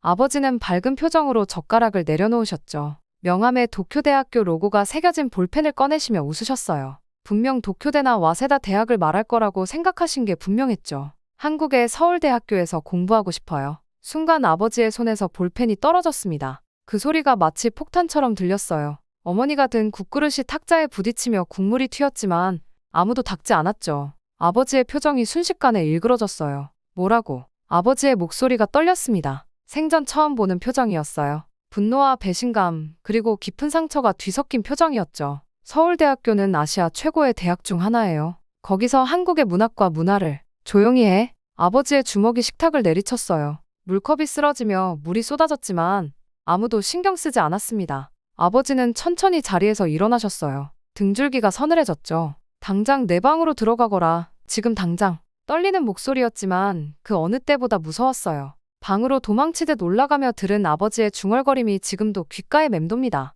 우리 딸이 배신자가 되다니. 그날 밤 아버지의 술병 부딪히는 소리가 새벽까지 들렸어요. 어머니의 흐느낌 소리도요. 제 선택이 우리 가족에게 얼마나 큰 상처가 될지 알면서도 이미 제 마음은 정해져 있었습니다. 다음 날부터 제 생활은 완전히 바뀌었어요. 휴대폰 검사는 기본이었죠. K-팝 관련 앱은 모두 지워야 했고 SNS도 제한됐어요. 심지어 도서관 가는 것도 금지됐습니다. 한국 것은 일절 허용하지 않겠다. 는 아버지의 말씀이 호랑이처럼 무서웠죠. 하지만 이미 늦었어요. 부모님의 감시가 심해질수록 한국에 가야겠다는 저의 열망은 더욱더 커져만 갔으니까요. 한국 것은 일절 허용하지 않겠다. 이러한 아버지의 이 말씀이 오히려 제 결심을 더 단단하게 만들었어요. 이제 한국에 가기 위한 계획을 세워야 했죠. 다음 날 아침, 저는 시부야의 편의점으로 향했습니다. 등교 가방을 메고서요. 미카 양, 아침부터 수고가 많네. 점장님은 제가 학생이라는 것을 아시면서도 모른 척 해주셨어요. 그렇게 저는 오전 7시부터 9시까지 등교 전 짧은 시간이지만 진열과 재고 정리를 했죠. 수업이 끝나면 다시 오후 4시부터 8시까지, 주말엔 하라주쿠의 카페에서 일했어요. 오전 10시부터 저녁 7시까지. 공부는 언제 하니? 밤에 해요. 거짓말은 아니었어요. 정말 밤에 공부했으니까요. 다만 그게 학교 공부가 아닌 한국어 공부였다는 걸 점장님은 모르셨죠. 그러다 저는 제 인생을 뒤집어버린 친구를 만나게 되었습니다. 바로 유튜브로 한국어를 독학하다 우연히 알게 된 지수였죠. 서울예술고등학교 3학년생인 지수는 제 댓글을 보고 먼저 말을 걸어왔어요. 한국어 실력이 대단하네요. 혹시 일본분이세요? 그때부터 우리는 매일 밤 영상통화를 했어요. 지수는 제게 한국어를, 전 지수에게 일본어를 가르쳐 주었죠. 서로의 문화에 대해 이야기하면서 우리는 금방 친해졌어요. 미카야, 정말 한국에 오고 싶은 거야? 응, 정말 가고 싶어. 그럼 내가 도와줄게. 우리 집에서 지내도 돼. 지수의 말에 눈물이 났어요. 처음으로 제 꿈을 이해해주는 사람을 만난 것 같았거든요. 그날부터 우리는 본격적으로 계획을 세우기 시작했습니다. 매일 밤 편의점 알바가 끝나면 카페에 들러 와이파이를 썼어요. 휴대폰은 감시당하고 있었지만 노트북은 달랐거든요. K-팝 팬 커뮤니티에서 한국 여행 정보를 모았죠. 어디가 좋은지, 뭘 조심해야 하는지 모든 정보를 꼼꼼히 메모했어요. 미카야, 여권은 걱정 마. 18살이면 혼자서도 할 수 있대. 다행히 여권 신청은 생각보다 쉬웠어요. 구청에서 신청서를 작성하고 사진을 찍고 일주일 뒤면 받을 수 있다고 했죠. 문제는 돈이었어요. 매달 받는 월급을 전부 모았어요. 용돈도 한 푼도 쓰지 않았죠. 도시락을 싸서 다니고 학용품도 아껴 썼어요. 심지어 명절에 할머니께서 주신 축하금도 모두 모았습니다. 그렇게 6개월 동안 정말 악착같이 모았더니 드디어 300만 원이라는 금액이 모였어요. 왕복 항공권이 70만 원 정도였으니 숙식비와 교통비, 관광비로 충분할 것 같았죠. 미카야, 비행기표는 내가 찾아볼게. 인천공항에 도착하면 내가 마중 나갈 거야. 지수는 정말 든든한 친구예요. 한국에서의 일정도 함께 짜주었죠. 명동, 홍대, 강남, 제가 꼭 가보고 싶었던 곳들을 모두 계획에 넣어주었어요. 가장 어려웠던 건 부모님께 거짓말을 하는 거였습니다. 오사카에 사는 친구 유키의 집에 간다고 했어요. 유키와는 초등학교 때부터 친했거든요. 2주 동안 놀러 간다고 하니 부모님도 별로 의심하지 않으셨죠. 유키네 어머님께 안부 전해드려라. 네, 어머니. 가슴이 찢어질 것 같았어요. 하지만 이미 돌이킬 수 없었죠. 비행기표도 예매했고 지수네 집에도 신세지기로 했으니까요. 짐을 꾸리면서도 마음이 무거웠어요. 옷가지들 사이에 학생증과 여권을 숨기고 모아둔 돈을 지갑에 넣었죠. 휴대폰은 새로 하나 더 샀어요. 한국에서 쓸 선불폰이요. 부모님께 들키지 않게 하려고요. 미카야, 다음 주에 보자. 응, 지수야, 조금만 기다려. 출발 전날 밤, 지수와 마지막 통화를 했어요. 심장이 너무 빨리 뛰어서 잠을 이룰 수가 없었죠. 내일이면 드디어 제가 그토록 동경하던 나라로 가는 거예요. 저는 창문을 열어 도쿄의 밤하늘을 바라봤어요. 별들이 유난히 반짝이는 것 같았죠. 마치 제 가슴속의 설렘처럼요. 할아버지의 회사 사진이 걸린 거실을 지나면서 작게 속삭였어요. 할아버지, 저 꼭 돌아올게요. 그때는 아버지의 마음도 조금은 열려있지 않을까요? 저는 가방을 한 번 더 확인했어요. 여권, 항공권, 비상금, 모든 게 완벽했죠. 이제 남은 건 내일 아침 일찍 집을 나서는 일뿐이에요. 침대에 누워 천장을 바라보며 생각했어요. 이게 잘하는 걸까요? 부모님의 신뢰를 저버리는 건데. 하지만 이미 돌이킬 순 없었어요. 제 가슴 속에서 타오르는 이 열정을 더는 숨길 수 없으니까요. 내일이면 정말 한국에 가는 거야. 떨리는 목소리로 중얼거렸어요. 설렘과 두려움이 뒤섞인 채로 저는 마지막 밤을 보내고 있었습니다. 그리고 다음 날, 출발 시간 2시간 전에는 공항에 도착해야 한다. 저는 인터넷에서 본 주의사항을 중얼거리며 한에다 공항에 도착했어요. 아침 일찍 집을 나설 때만 해도 담담했는데 막상 공항에 들어서니 심장이 터질 것 같았죠. 체크인 카운터 앞에서 여권을 꺼낼 때는 손이 떨려서 몇 번이나 놓칠 뻔했어요. 혼자 여행인가요? 직원의 물음에 고개를 끄덕였습니다. 이상하게도 그 순간 눈물이 날 것 같았어요. 정말 이러고 있어도 되는 걸까? 하는 생각이 들었거든요. 하지만 수화물 태그를 받는 순간 그런 망설임은 사라졌습니다. 이제 돌이킬 수 없어요. 어서 오세요. 한국어로 인사하는 승무원의 목소리에 가슴이 두근거렸어요. 비행기에 타는 순간부터 모든 게 현실처럼 느껴졌죠. 창가 자리에 앉아 이륙하는 하네다 공항을 바라보며 생각했어요. 이제 정말 한국에 가는 거야. 이후 2시간 30분의 비행시간이 어떻게 갔는지 모르겠어요. 계속해서 지수와 주고받은 메시지를 읽었거든요. 어디서 만날지, 뭘 할지, 모든 계획이 적혀있는 메시지들이요. 곧 인천국제공항에 도착하겠습니다. 기내 방송이 나오자 심장이 요동쳤어요. 창밖으로 보이는 한국의 모습이 너무나 선명했죠. 드라마에서 보던 그대로예요. 입국장에 들어서는 순간 저도 모르게 눈물이 났어요. 정말 제가 여기 있다는 게 믿기지 않았거든요. 얼른 눈물을 닦고 입국 심사대로 향했습니다. 방문 목적이 뭡니까? 관광입니다. 떨리는 목소리로 대답했어요. 다행히 입국 심사관은 별다른 질문 없이 제 여권에 도장을 찍어주었죠. 미카야. 입국장을 나오자마자 들린 목소리에 고개를 돌렸어요. 지수였어요. 영상통화로만 보던 친구가 정말 제 앞에 있다니. 우리는 그대로 달려가 서로를 끌어안았습니다. 드디어 왔구나. 실감이 안 나. 나도 꿈만 같아. 지수는 제 캐리어를 받아들며 웃었어요. 여기가 지하철이야. 우리 집까지 타고 가면 돼. 지하철역에 들어서자마자 놀라움의 연속이었어요. 한국어와 영어, 일본어, 중국어로 안내방송이 나오고 스크린도어에는 실시간으로 열차 도착 정보가 표시되어 있었죠. 개찰구를 지나는데 교통카드를 꺼낼 필요도 없이 스마트폰으로 탁 하고 찍으니까 바로 열렸어요. 저기 봐. 저게 실시간 열차 위치야. 몇 분 남았는지도 정확히 알 수 있어. 우와, 도쿄 지하철보다 더 편리한데. 차내 디스플레이에는 다음 역까지 남은 시간과 환승 정보, 심지어 열차 내부 혼잡도까지 표시되어 있었어요. 와이파이도 완벽하게 터졌죠. 배고프지? 우리 먼저 밥 먹자. 진짜 한국 맛을 보여줄게. 지수는 저를 데리고 삼성중앙역 근처 골목으로 들어갔어요. 지수가 데려간 곳은 작은 분식집이었죠. 이게 떡볶이야. 매운데 괜찮아? 응, 먹어볼게. 처음 맛보는 떡볶이의 맛은 충격이었어요. 달콤하면서도 매콤한 맛이 입안 가득 퍼졌죠. 김밥과 순대, 튀김까지 하나하나가 새로운 맛이었어요. 이제 진짜 밥 먹으러 가자. 된장찌개가 엄청 맛있는 집이 있거든. 점심으로 먹은 된장찌개의 구수한 맛은 정말 잊을 수 없어요. 한국의 첫 끼니가 이렇게 특별할 줄이야. 우리 먼저 짐 풀고 코엑스 가자. 지수의 집은 강남 한복판에 있었어요. 아파트에서 내려다보는 서울의 전경이 너무 멋졌죠. 짐을 풀자마자 우리는 코엑스로 향했어요. 와, 이게 진짜 SM타운 뮤지엄이구나. 입구에 들어서는 순간 감탄이 절로 나왔어요.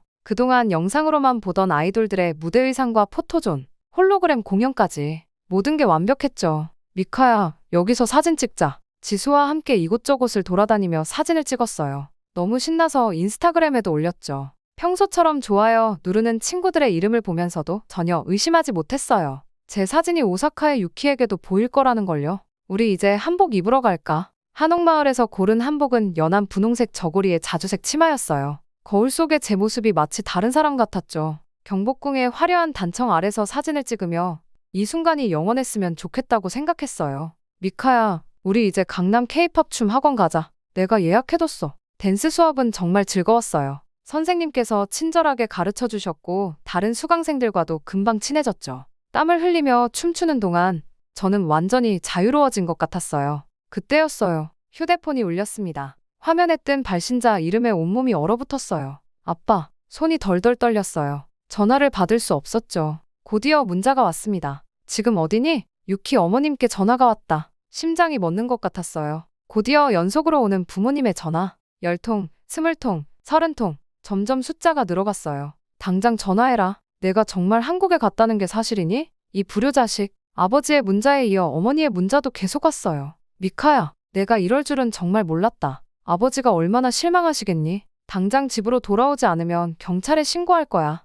순간 다리에 힘이 풀렸어요. 유키가 제 인스타그램 스토리를 보고 자신의 부모님께 말한 것이 분명했죠. 이후 저희 부모님께 연락이 간 거고요. 처음으로 제가 한 선택이 정말 큰 실수였나 하는 생각이 들었어요. 어떡하지? 어떡하지? 눈물이 왈칵 쏟아졌어요. 이제 모든 게 끝난 걸까요? 겨우 하루, 꿈 같은 시간을 보냈는데 이렇게 끝나버리는 걸까요? 지수가 제 손을 꼭 잡아주었어요. 내가 있잖아. 우리 같이 해결해보자. 하지만 그때는 몰랐어요. 이게 시작에 불과하다는 걸. 진짜 폭풍은 이제부터라는 걸요. 그 다음날 아침, 제 새 휴대폰으로 문자가 왔습니다. 딸, 우리 지금 인천공항이다. 너 어디 있는지 알고 있으니까 숨지 말고 공항으로 나와라. 아버지의 문자였어요. 손이 덜덜 떨렸죠. 어떻게 이 번호를 아신 걸까? 가슴이 너무 뛰어서 숨을 제대로 쉴 수가 없었습니다. 그렇게 지수와 함께 공항으로 향하는 차 안에서 저는 계속해서 손톱을 물어뜯었어요. 몇 번이나 다친 손가락이 얼얼했지만 멈출 수가 없었죠.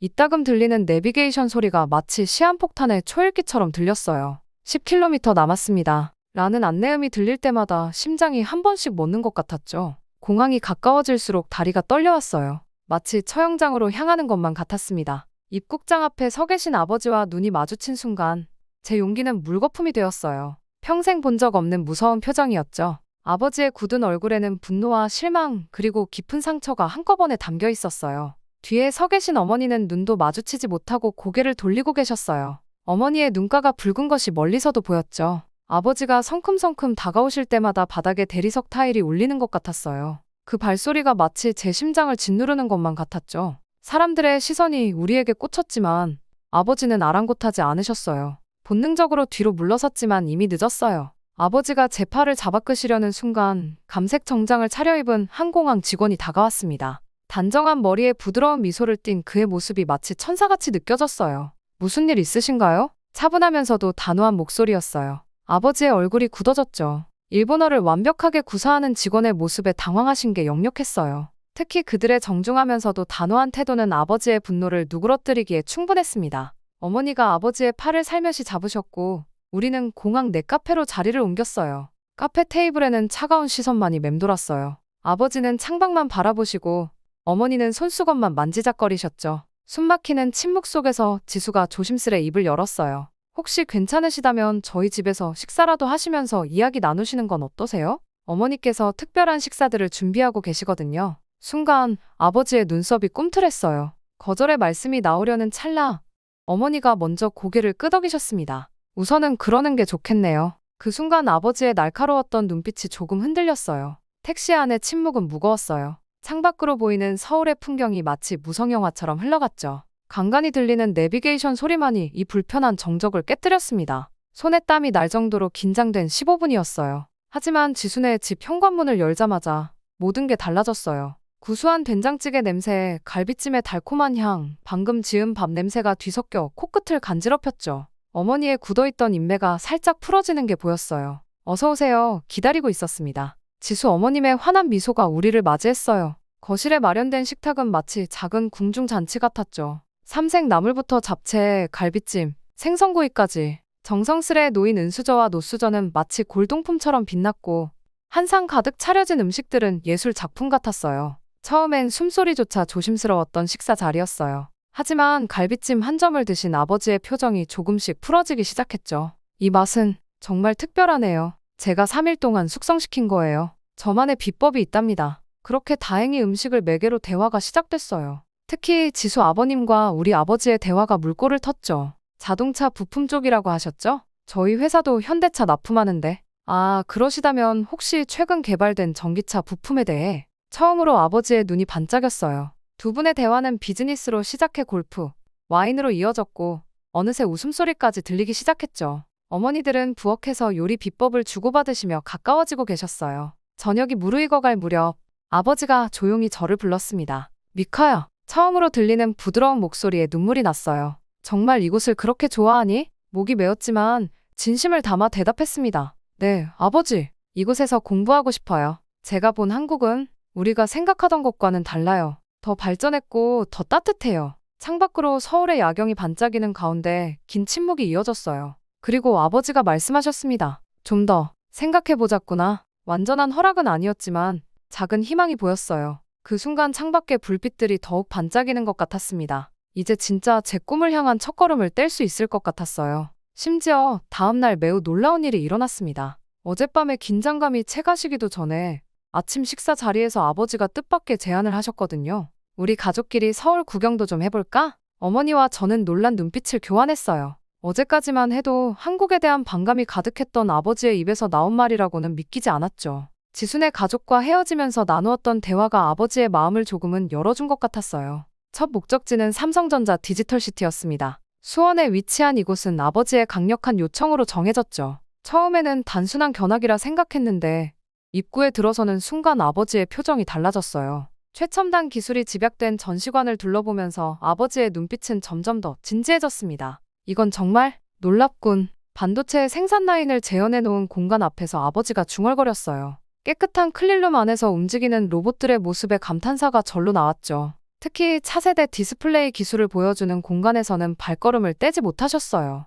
오후에는 현대자동차 연구소로 향했습니다. 아버지의 전문 분야와 관련된 곳이라 더욱 기대가 컸죠. 연구소 내부의 첨단 시설들을 보면서 아버지의 표정이 점점 밝아졌어요. 특히 자율주행차 테스트 공간에서는 마치 어린아이처럼 즐거워하셨습니다. 이런 기술력이라면 우리 회사와도 충분히 협력할 수 있겠어? 처음으로 한국 기업을 긍정적으로 평가하시는 말씀을 들었어요. 가슴이 뭉클했죠. 저녁에는 송도로 이동했어요. 스마트시티의 모습에 아버지는 또 한 번 충격을 받으신 것 같았습니다. 지능형 교통 시스템, 자동 쓰레기 수거 시설, 에너지 관리 시스템, 미래도시를 방불케 하는 모습에 연신 고개를 끄덕이셨죠. 게다가 롯데월드타워 전망대에서 바라본 서울의 야경은 압도적이었어요. 반짝이는 불빛 하나하나가 마치 별처럼 빛났죠. 아버지는 오랫동안 창밖을 바라보시다가 말씀하셨습니다. 미카, 너는 정말 이곳에서 공부하고 싶은 거니? 네, 아버지. 제 꿈이에요. 잠시 침묵이 흘렀어요. 그리고 아버지가 결단을 내리셨죠. 서울대학교에 합격한다면 유학을 허락하마. 순간 눈물이 왈칵 쏟아질 뻔했어요. 하지만 꾹 참았죠. 대신 아버지의 팔을 꼭 껴안았어요. 그렇게 마지막으로 들른 강남의 거리에서는 새로운 모습의 한국을 발견했어요. 화려한 거리를 걸으며 어머니는 세련된 카페들과 예쁜 매장들을 구경하시느라 연신 휴대폰 카메라를 들었죠. 아버지도 한국의 트렌디한 문화를 보시며 감탄하셨어요. 특히 한류 스타들의 이름이 붙은 카페에서 마신 커피와 디저트는 어머니의 마음을 사로잡았답니다. 건물 곳곳에 걸린 화려한 광고판들과 세련된 거리 풍경은 도쿄와는 또 다른 매력이 있었어요. 부모님께서도 이곳의 세련되고 현대적인 분위기에 점점 매료되시는 것 같았죠. 쇼핑백을 양손 가득 들고 계신 어머니의 모습에서 행복이 묻어났어요. 그렇게 시간이 흘러 서울에서의 마지막 날, 우리는 특별한 곳을 방문하기로 했어요. 바로 제 꿈의 종착지, 서울대학교였죠. 관악산 자락에 자리 잡은 캠퍼스는 생각보다 훨씬 웅장했어요. 울창한 나무들 사이로 보이는 건물들이 마치 작은 도시 같았죠.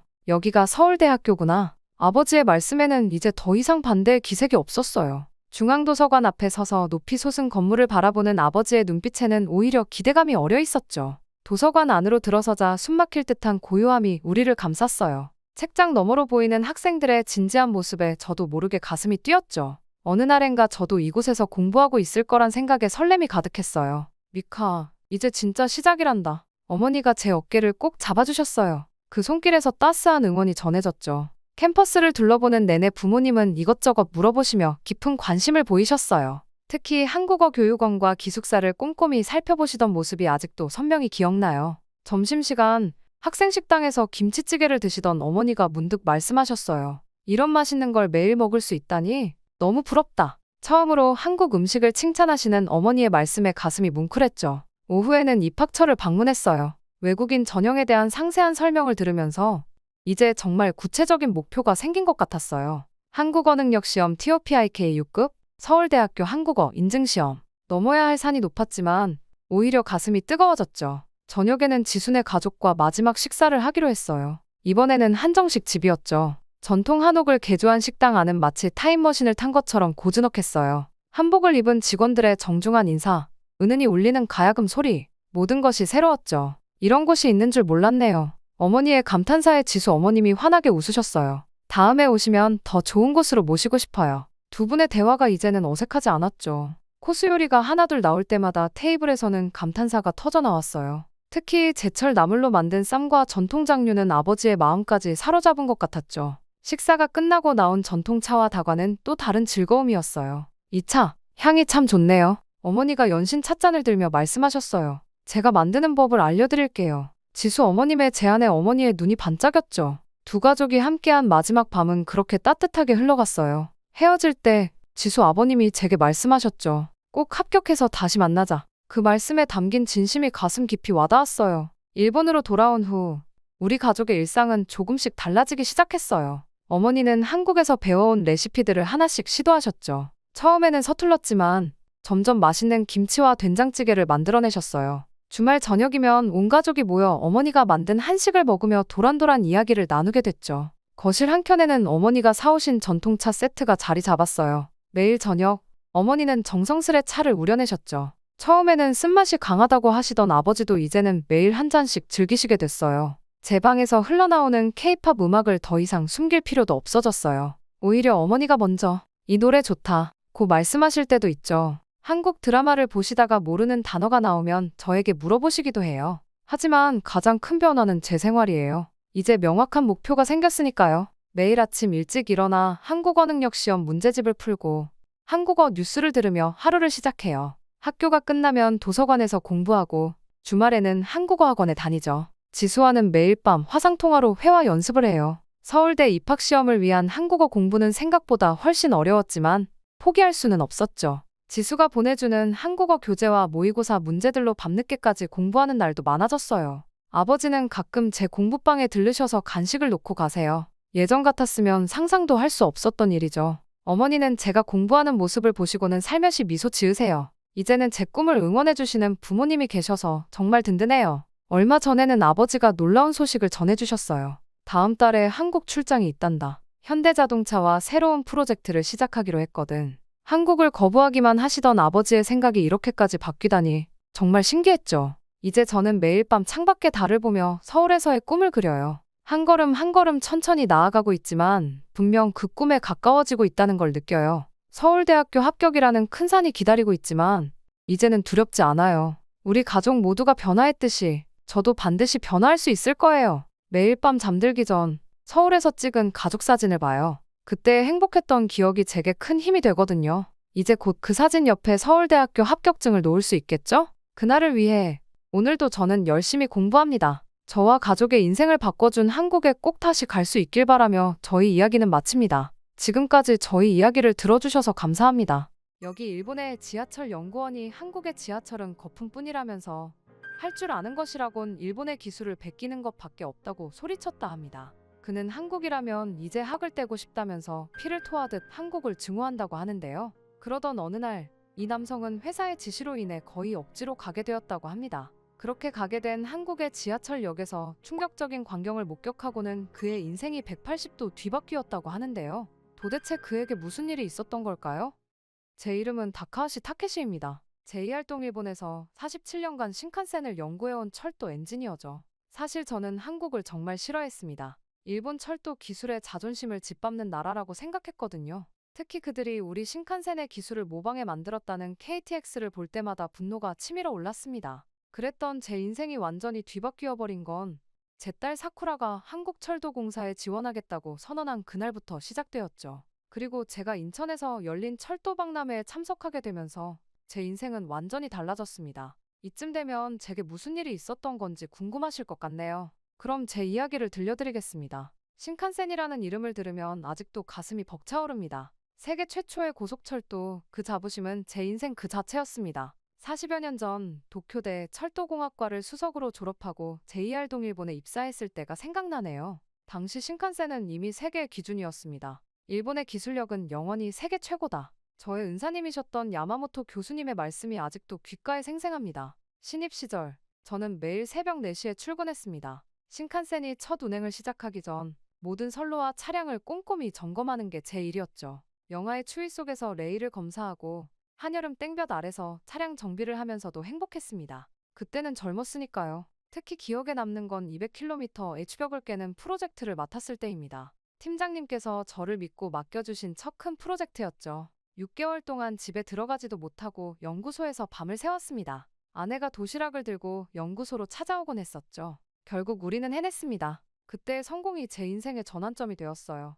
연차가 점점 차면서 저는 기술연구소 책임자로 승진했습니다. N700 시리즈 개발을 주도하게 된 거죠. 시속 300km로 달리면서도 차량 내 물잔이 흔들리지 않는 기술, 그게 바로 일본의 저력이었습니다. 매주 금요일 저녁이면 연구소 동료들과 술을 마시며 이런 이야기를 나눴죠. 우리처럼 될 수 있는 나라는 없어. 100년은 더 기다려야 할 거야. 지금도 연구소 벽면에는 제가 받은 상장들로 가득합니다. 철도기술대상 3회, 일본공학상, 아시아교통혁신상, 모두 자랑스러운 순간들이었죠. 특히 2010년 천황폐하께서 직접 수여해주신 훈장은 제 인생 최고의 영광이었습니다. 하지만 그런 영광스러운 날들이 계속될 것이라고 여겼던 제 생각과는 다르게 그날 이후 모든 것이 바뀌었습니다. 얼마 전 주말, 평소처럼 신문을 읽고 있을 때였어요. 아버지, 저 한국철도공사에 지원하려고 해요. 사쿠라의 갑작스러운 선언에 커피잔을 떨어뜨릴 뻔했습니다. 말도 안 돼. 내가 왜 한국에? 아버지, 이제는 시대가 달라졌어요.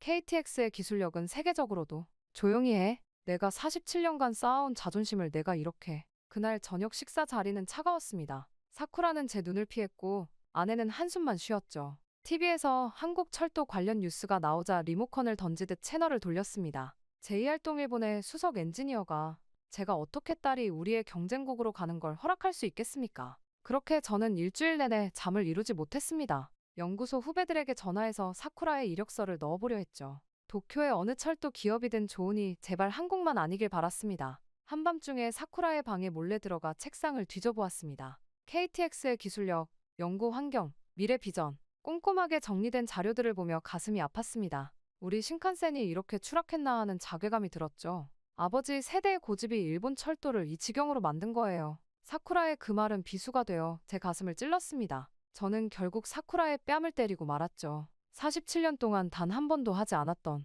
그날 이후 사쿠라는 친구 집으로 나가버렸습니다. 아내는 매일 밤 눈물을 흘렸고 저는 위스키로 밤을 보냈습니다. 그러던 어느 날 사장님의 호출을 받았습니다. 다카하시 씨, 다음 주 인천에서 열리는 해외철 도박람회에 참석해주게. KTX의 최신 기술을 평가해야 하네. 순간 손에 쥔 보고서를 구겨쥐었습니다. 하필 이런 시기에 한국이라는 나라가 지금 우리 가족을 괴롭히고 있었기에 가고 싶지 않았거든요. 하지만 윗선에서 가라는 출장을 거스를 수는 없었고 집으로 가서 출장을 준비했죠. 그렇게 인천행 비행기 안에서 저는 내내 불편했습니다.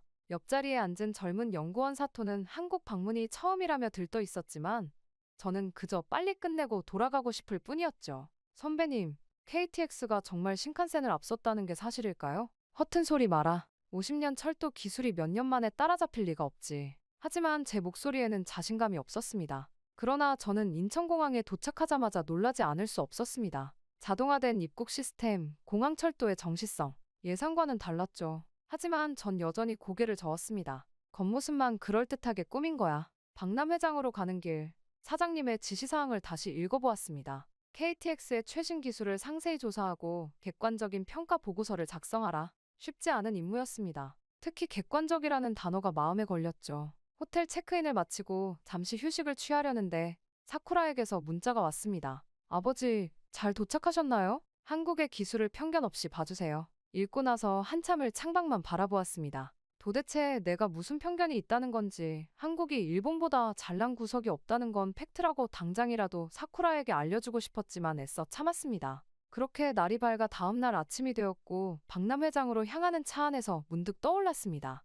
20년 전 프랑스 TGV를 처음 봤을 때의 충격이. 그때도 우린 변화의 조짐을 무시했었죠. 일본의 기술이 최고야. 그 한마디로 모든 것을 부정했었습니다. 그때를 생각하니 마음이 더 복잡해졌어요. 그렇게 이런저런 생각을 하다 보니 목적지에 도착했죠. 다카하시 선배님, 도착했습니다. 그 순간 사토의 목소리에 정신을 차렸습니다. 박람회장 입구에 걸린 현수막이 눈에 들어왔습니다. Future of Rail Technology, 미래 철도 기술의 현재. 그렇게 입구에서는 한국철도공사 직원이 우리를 맞이했습니다. 젊은 연구원이었는데 유창한 일본어로 인사를 건네더군요. 다카하시 부장님, 환영합니다. 저희 기술을 소개할 수 있어 영광입니다. 그 순간 제 마음 한켠이 불편해졌습니다. 이런 예의 바른 모습을 보니 한국을 너무 폄하했던 건 아닐까 하는 생각이 들었거든요. 하지만 전 여전히 경계를 늦추지 않았습니다. 47년의 자부심이 쉽게 허물어질 리 없으니까요. 박람회장에 들어서자마자 한국철도공사의 부스가 눈에 들어왔습니다. 웅장한 KTX 실물 모형 앞에서 많은 사람들이 모여 있었죠. 일단 한번 둘러보자. 무심한 척 다가갔습니다. 다카하시 부장님, 이쪽으로 오시죠. 저희의 최신 기술을 보여드리겠습니다. 젊은 연구원이 안내하는 곳에는 AI 자율주행 시스템 시연장이 있었습니다. 이건 순간 말문이 막혔습니다. 눈앞에서 펼쳐지는 광경이 믿기지 않았거든요. AI가 실시간으로 선로 상태를 분석하고 기상 조건에 따라 최적의 운행 조건을 자동으로 조정하는 시스템이었습니다. 우리 연구소에서도 시도는 했지만 아직 실험실 단계에 머물러 있던 기술이었죠. 이미 상용화 단계입니다. 현재 수도권 일부 구간에서 시험 운행 중이에요. 담담하게 설명하는 연구원의 말에 식은땀이 났습니다. 옆에서 사토가 흥분된 목소리로 속삭였습니다. 선배님, 이건 정말 우리보다 앞서 있는 것 같은데요. 조용히 해. 날카롭게 받아쳤지만 제 마음도 흔들리고 있었습니다. 더 충격적인 것은 다음이었습니다. 제로 카본 트랙션 시스템이라는 이름의 기술이었죠. 탄소 배출을 완전히 제로로 만드는 추진 시스템. 우리는 아직 이론 연구 단계인데 여기선 이미 프로토타입을 만들어 놓았더군요. 이건 말도 안 돼. 저도 모르게 중얼거렸습니다. 옆에서 다른 나라 엔지니어들이 감탄사를 연발하는 소리가 들렸습니다. 점심시간 간단히 도시락을 먹으며 메모를 정리했습니다. 하지만 펜이 떨렸습니다. 객관적으로 봐도 이건 우리가 알던 한국이 아니었습니다. 오후 세션에서는 스마트 스테이션 플랫폼을 소개했습니다. 승객의 동선을 AI가 분석해 혼잡도를 실시간으로 조절하고 에너지 효율을 최적화하는 시스템이었죠. 우리가 10년 전부터 연구만 하고 있던 기술이 이미 실용화 단계라니. 그날 저녁 호텔로 돌아와 노트북을 펼쳤습니다. 사장님께 보고서를 써야 했지만 손가락이 키보드 위에서 멈췄습니다. 과연 내가 본 것을 그대로 보고해도 될까? 우리의 자존심은? 하지만 이내 깊은 한숨을 내쉬었습니다. 진실을 부정한다고 해서 현실이 바뀌진 않겠지요. 하지만 그놈의 자존심은 굽혀지지가 않았죠. 그렇게 저는 복잡한 마음으로 다음 일정을 위해 걸음을 옮겼습니다. 다음은 한국철도공사 연구소 방문입니다. 박람회 마지막 날, 한국철도공사 측에서 그들의 연구소를 직접 보여주겠다고 제안했습니다. 솔직히 내키지 않았지만 사장님의 특별 지시사항이었기에 거절할 수 없었죠. 그렇게 저는 아침 일찍 호텔을 나섰습니다. 렌터카로 대전까지 이동할 예정이었는데 그만 사고가 나고 말았죠. 서울 도심의 복잡한 도로에서 우회전을 하던 중이었습니다. 옆 차선에서 갑자기 끼어든 오토바이를 피하려다가 부장님, 괜찮으세요? 순간 사토의 걱정스러운 목소리가 들렸습니다. 다행히 큰 사고는 아니었습니다. 가드레일을 살짝 긁었을 뿐이었지만 렌터카의 범퍼가 크게 파손되었더군요. 죄송합니다만 차가 이 상태로는 운행이 힘듭니다. 수리 기사를 부르면 최소 2시간은. 그때 렌터카 직원의 말에 속이 타들어갔습니다. 30분 뒤면 한국철도공사 연구소와의 중요한 미팅이 있었거든요. 여기서 지각한다면 일본 철도 기술자의 자존심이 무너지는 것과도 같았죠. 어떻게 보면 한국과 일본의 기술자들끼리 만나는 비즈니스와도 같았으니까요. 제가 미팅에 늦었다는 소식이 회사에 알리지기라도 하면 상사에게 실망을 드릴 게 뻔했죠. 그래서 저는 초조하게 시계를 보며 택시를 잡으려 했지만 허사였습니다. 아침 러시아워라 택시를 잡는 것은 불가능해 보였죠. 발만 동동 구르고 있을 때 사토가 조심스럽게 제안했습니다. 선배님, 지하철은 어떨까요? 제가 앱으로 찾아보니 지하철로 가면 30분 정도. 지하철이라고. 처음엔 거절하려 했습니다. 도쿄도 아닌 서울의 지하철을 타고 중요한 미팅에 간다니 생각만 해도 불안했습니다. 복잡한 노선도 한글로 된 안내판. 길을 잃으면 어쩌지? 하지만 달리 방법이 없었습니다. 시계는 이미 9시 15분을 가리키고 있었고 10시 미팅에 늦을 수는 없었죠. 마지못해 고개를 끄덕였습니다. 알았네. 지하철로 가지. 근처 역으로 향하는데 불안감이 점점 커졌습니다. 47년간 신칸센만 연구해온 제가 다른 나라의 대중교통을 이용한다는 게 왠지 모욕적으로 느껴졌달까요. 하지만 한국의 2호선 지하철역에서 본 광경은 충격 그 자체였습니다. 시간에 맞춰오는 지하철 시스템도 놀라웠지만 특히나 환승 시스템은 그야말로 충격적이었어요. 일본 신칸센은 이런 환승 시스템을 갖출 생각을 전혀 하지 못했는데 일본에 이런 시스템이 진작 있었다면 더욱 편리한 사회가 될 수 있었을 것이라고 생각했죠. 연구소로 향하는 길, 한참 동안 마음이 두근거렸습니다. SNS에 무언가를 써야 할 것 같았지만 47년간 쌓아온 신칸센에 대한 자부심이 손가락을 움직이지 못하게 했죠. 하지만 방금 전 경험이 계속 머릿속을 맴돌았습니다. 실시간 위치 추적, 혼잡도 표시, 완벽한 환승 시스템? 이건 단순한 대중교통이 아닌 하나의 완성된 미래 교통 시스템이었습니다. 우리도 이런 시스템을 구상은 했었지. 불현듯 10년 전 제가 제안했던 실시간 승객 정보 시스템이 떠올랐습니다. 하지만 당시 연구소의 반응은 차가웠죠. 기존 시스템으로도 충분합니다. 굳이 비용을 들여 새로운 걸 만들 필요가 있을까요? 휴대폰을 꺼내들었다 넣기를 반복했습니다. 엔지니어로서의 양심과 일본 철도 기술자로서의 자존심이 충돌했죠. 다카하시 선배님, 정말 대단하지 않나요? 우리도 이런 걸 도입했으면 좋겠어요. 사토의 순수한 감탄이 제 마음을 흔들었습니다. 결국 키보드를 두드리기 시작했습니다. 처음엔 짧게 효율적인 시스템이다라고만 쓰려 했는데 글이 자꾸 길어졌습니다. 아마도 이건 제 양심의 소리였을 겁니다. 기술자로서 진실을 보고도 부정하는 건 제 자신을 속이는 일이니까요. 서울의 대중교통 시스템을 경험했다. 글을 쓰면서도 제 손이 떨렸습니다. 이 글이 어떤 파장을 일으킬지, 일본의 동료들이 뭐라고 할지, 하지만 더 이상 진실을 외면하고 싶지 않았습니다. 그렇게 한국의 대중교통 시스템에 대해 아싸나스 업로드를 하고서 1시간 정도 시간이 지났을 때였습니다. 선배님의 SNS를 본 분들이 벌써 100명이 넘게 공유했네요. 그때 들은 사토의 말에 휴대폰을 확인해보니 제 글에 예상치 못한 반응이 이어지고 있었습니다. 일본 신칸센의 대가가 인정한 서울 지하철, 다카하시 타케시가 본 한국의 교통혁신, 글이 순식간에 퍼져나가고 있었습니다. 속으로 한숨을 내쉬었습니다. 이제 돌이킬 수 없겠구나. 하지만 이상하게도 마음은 편안했습니다. 마치 오랫동안 가슴에 묵혀두었던 무거운 돌을 내려놓은 것 같달까요? 그렇게 휴대폰이 계속 울렸습니다. 해외 철도 전문가들의 댓글이 달리기 시작했고 각국의 엔지니어들이 저희 관찰에 동의한다는 반응을 보였습니다. 심지어 프랑스 국영철도 연구소의 수석 연구원도 정확한 분석이라며 긴 댓글을 달았더군요. 아버지, 글 잘 봤어요. 용기 내주셔서 감사해요. 사쿠라의 두 번째 메시지였습니다. 이번에는 답장을 보내려다 말았습니다. 아직은 더 봐야 했으니까요. 저는 한국의 지하철과 철도 기술에 대해 더 자세히 알아봐야겠다는 생각을 했습니다. 그렇게 다시 철도연구소로 향했죠. 그렇게 연구소에 도착하자 젊은 연구원이 우리를 맞이했습니다. 그의 환한 미소가 왠지 모르게 마음을 불편하게 했습니다. 이제 와서 깨닫게 된 진실이 부끄러웠기 때문일까요? 다카하시 부장님의 SNS 글을 보고 정말 감동했습니다. 저희가 준비한 것들을 보여드리겠습니다. 그의 말에 저는 고개를 끄덕였습니다. 이제 더 이상 도망칠 수는 없었습니다. 진실을 마주할 시간이었으니까요. 그렇게 한국철도공사 연구소는 제 예상과 완전히 달랐습니다. 제가 상상했던 후진국의 허름한 시설이 아니었죠. 마치 NASA 연구소에 온 것 같은 느낌이었습니다. 이쪽이 저희의 메인 연구동입니다. 그렇게 김민석 연구원의 안내를 따라 들어선 곳에서 저는 걸음을 멈출 수밖에 없었습니다. 거대한 제어실 한가운데 홀로그램이 떠 있었거든요. 전국의 KTX 노선이 실시간으로 표시되고 있었습니다. 이건 AI 기반 통합관제 시스템입니다. 모든 열차의 운행을 실시간으로 모니터링하고 날씨와 선로 상태까지 고려해 최적의 운행 조건을 도출합니다. 순간 말문이 막혔습니다. 우리 연구소에서도 비슷한 시스템을 구상 중이었지만 아직 설계 단계에 머물러 있었거든요. 이쪽으로 오시죠. 다음은 시험선로였습니다. 실제 크기의 KTX가 테스트 중이었는데 차량 지붕에 태양광 패널이 설치되어 있더군요. 자체 전력 생산이 가능한 친환경 시스템입니다. 현재 상용화 직전 단계예요. 사토가 눈을 빛내며 질문을 쏟아냈지만 저는 한동안 말을 잇지 못했습니다. 우리는 아직 이런 기술을 상상조차 못하고 있었으니까요. 특히 충격적이었던 건 연구원들의 나이였습니다. 대부분이 20-30대였고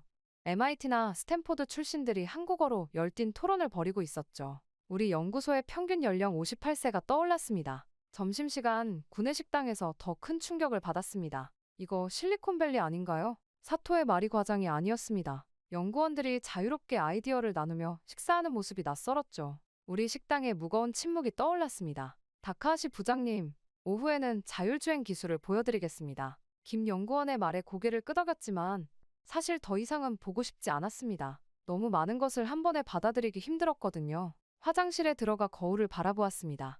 제가 본 것을 어떻게 보고해야 할지 47년간의 자부심이 몇 시간 만에 무너져 내리는 기분이었습니다.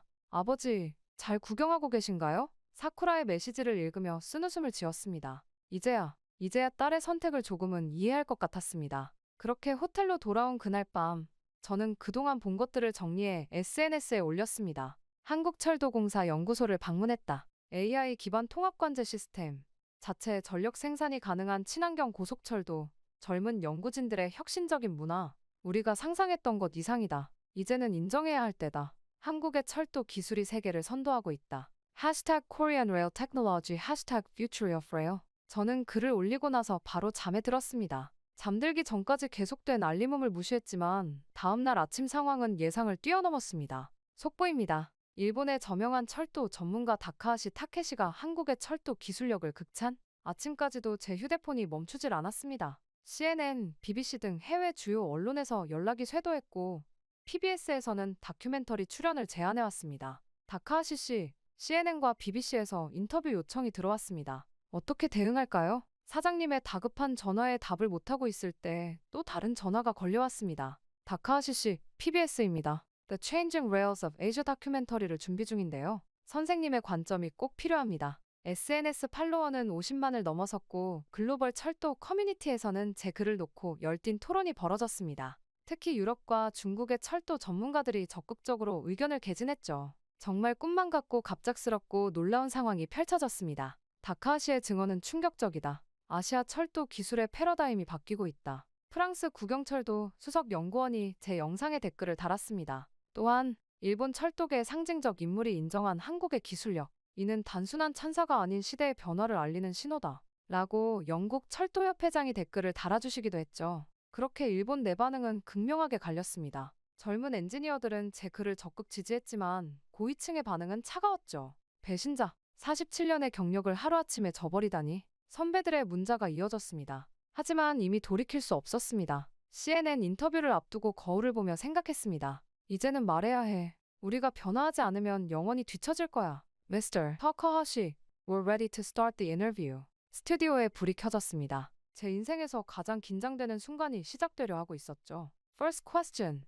What made you change your perspective on Korean railway technology? 저는 순간 깊은 숨을 들이쉬었습니다. 이제 진실을 말할 시간이었습니다. 한국의 철도 기술은 이미 우리를 넘어섰습니다. 전 세계에 생중계되는 CNN 인터뷰에서 제가 한 첫 마디였습니다. 순간 스튜디오가 숨죽였죠. 과거의 영광에 안주하면서 우리는 혁신의 기회를 놓쳤습니다. 반면 한국은 끊임없이 도전했고 그 결과 AI 기반 제어 시스템, 친환경 기술 등 미래의 철도의 표준을 만들어가고 있습니다. 제 인터뷰 직후 일본 철도계가 발칵 뒤집혔습니다. JR그룹 사장단 긴급회의가 소집되었고 철도기술연구소는 특별 태스크포스를 구성했죠. 이제 제 발언은 단순한 기술 평가를 넘어 일본 철도계의 변화를 이끄는 도화선이 되고 있었습니다. 또한 다큐멘터리도 제안받게 되었고 저는 한국의 철도 기술의 우수성을 알리자는 취지에 감동해 저는 그 다큐에도 참여하게 되었어요. 그렇게 PBS 다큐멘터리 촬영이 시작되었습니다. The Changing Rails of Asia의 주요 내러터로서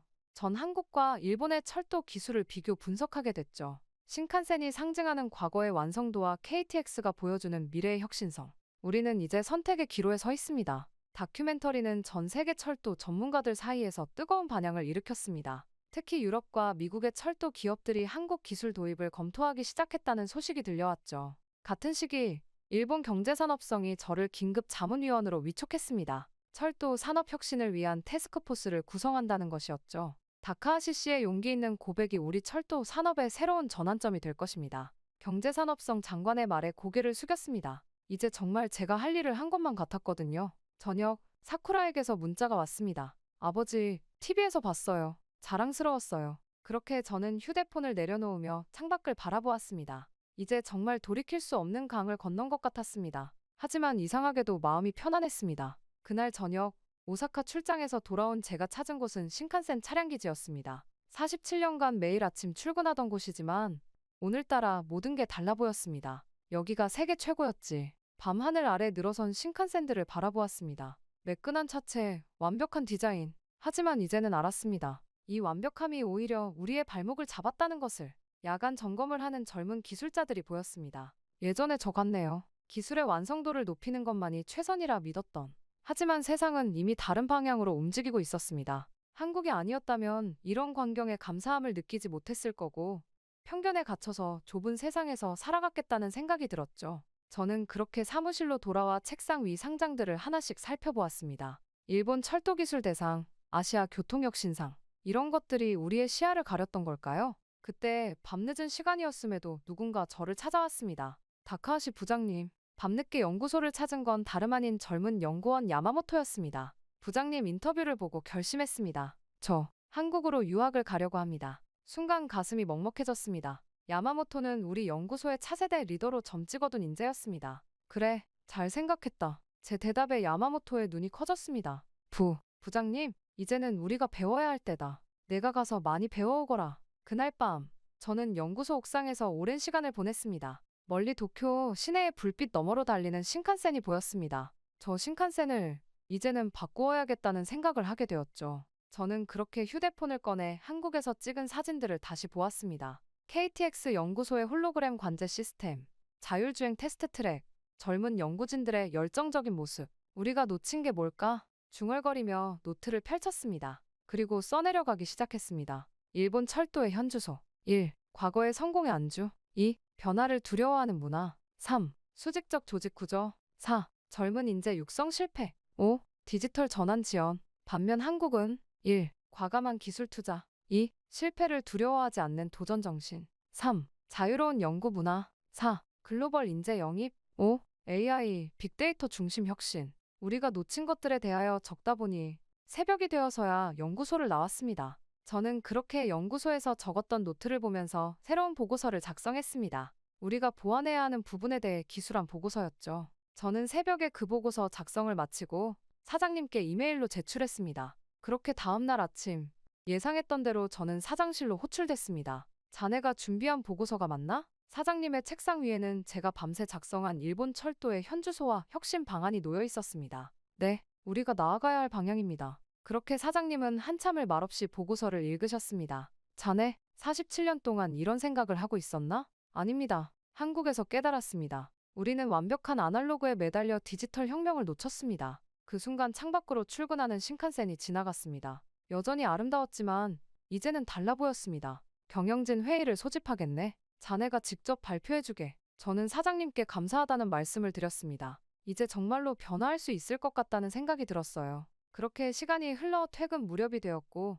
사쿠라에게서 전화가 왔습니다. 아버지, 한국철도공사 최종 면접이 다음 주예요. 이번에는 망설이지 않았습니다. 아빠가 추천서를 써줄게. 한국, 그곳이라면 딸이 많은 것을 배울 수 있다는 걸 너무나 잘 알았으니까요. 다카하시 부장님, 2시간 뒤 임원회의 시작입니다. 저는 그렇게 비서의 알림을 받고 발표 자료를 다시 한번 점검했습니다. 몇 번이고 자료를 다시 읽고 나서야 편안한 마음으로 회의실을 갈 수 있었죠. 그렇게 가게 된 대회의실은 이미 긴장감이 감돌고 있었습니다. JR-동일본의 모든 임원진과 기술연구소장들이 모여 있었죠.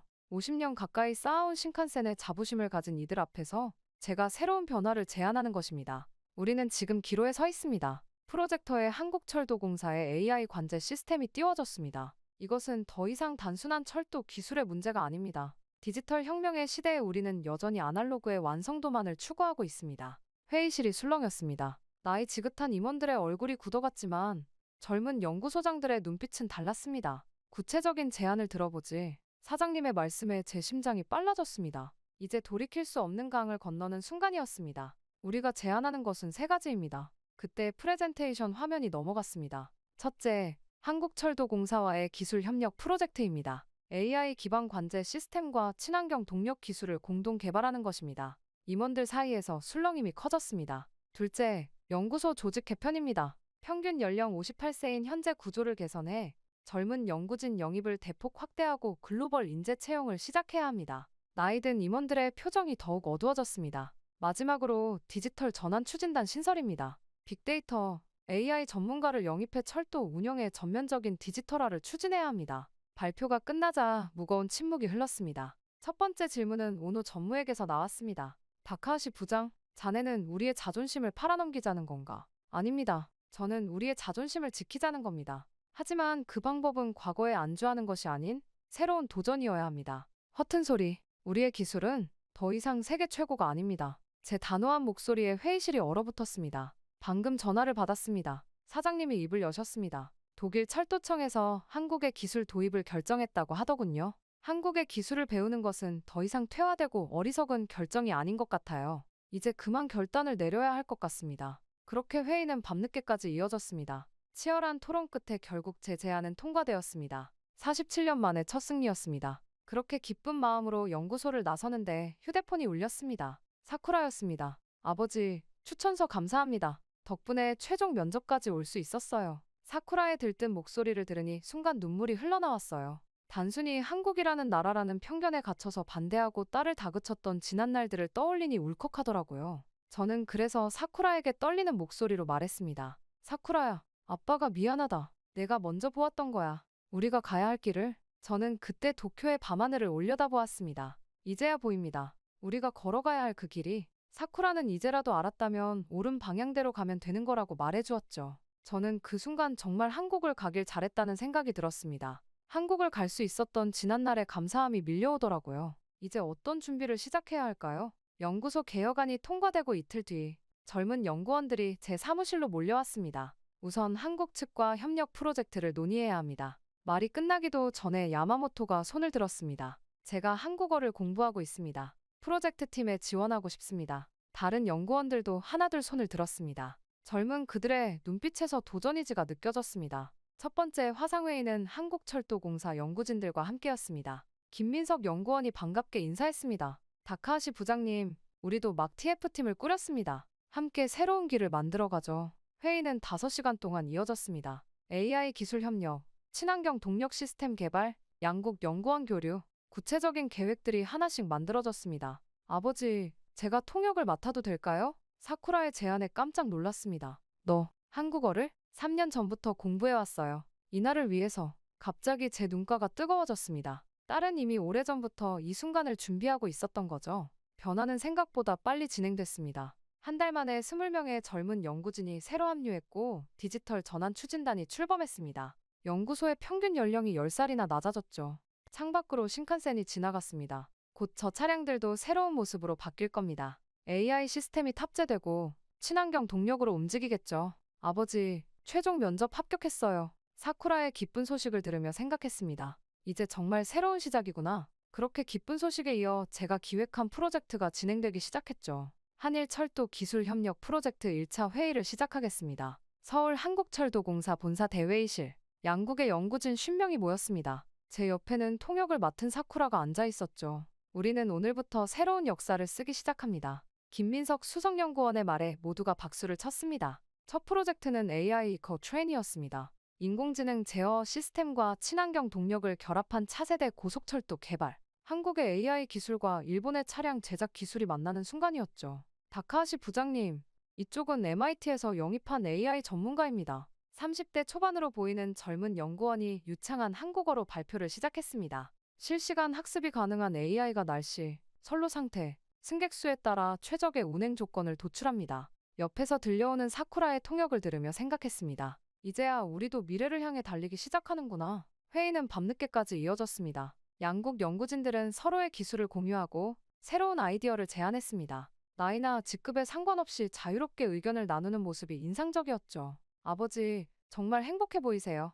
회의가 끝나고 호텔로 돌아가는 길, 사쿠라가 말했습니다. 그래, 이제야 진정한 엔지니어가 된 것 같구나. 기술에는 국경이 없다는 걸 너무 늦게 깨달았어. 다음 날 경부고속철도 시험 구간에서 첫 테스트가 시작됐습니다. 한국의 제어 시스템과 일본의 차량이 처음으로 만나는 순간 모두의 마음이 긴장으로 가득했습니다. 시스템 정상, 열차 출발합니다. 레일을 달리는 소리가 들리자 저도 모르게 눈시울이 붉어졌습니다. 이것이 진정한 혁신이구나. 서로를 인정하고 배우면서 만들어가는 미래. 프로젝트는 예상보다 빠르게 진행됐습니다. 한국의 젊은 연구진들은 끊임없이 새로운 아이디어를 제시했고 우리의 노하우와 만나 시너지를 만들어냈죠. 특히 인상적이었던 건 오픈 이노베이션 시스템이었습니다. 모든 연구원이 실시간으로 아이디어를 공유하고 토론하는 플랫폼이었죠. 처음에는 낯설었지만 이제는 이게 더 자연스럽습니다. 다카하시 부장님, 빅뉴스입니다. 야마모토가 들뜬 목소리로 달려왔습니다. 독일 철도청이 우리 프로젝트에 참여하고 싶다고 합니다.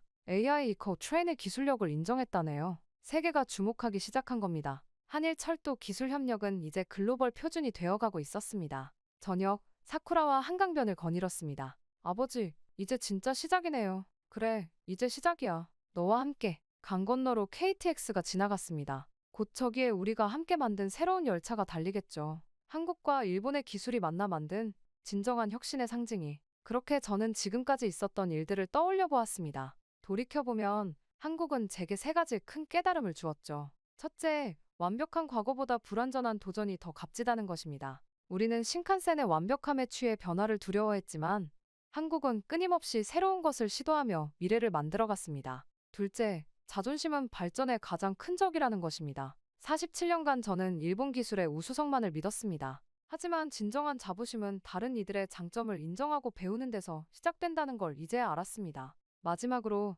세대 간의 벽을 허무는 것이 혁신의 시작이라는 것입니다. 사쿠라는 저보다 먼저 이 사실을 알았습니다. 젊은이들의 도전을 가로막는 것이 아닌 그들의 꿈을 지지해주는 것이 우리 세대가 할 일이었습니다. 이제 일본의 고속철도는 새로운 역사를 써내려가고 있습니다. 이 모든 게 한국의 덕분이죠. 하지만 더 중요한 것은 우리가 서로를 이해하고 배우면서 함께 성장하고 있다는 사실입니다. 국경을 넘어, 세대를 넘어, 편견을 넘어 우리는 더 나은 미래를 향해 달려가고 있습니다. 이것이 제가 한국에서 배운 가장 소중한 교훈입니다. 제 이야기는 여기까지입니다. 길었던 이야기를 들어주신 모든 분들께 감사의 말씀 전하고 싶어요. 행복하세요.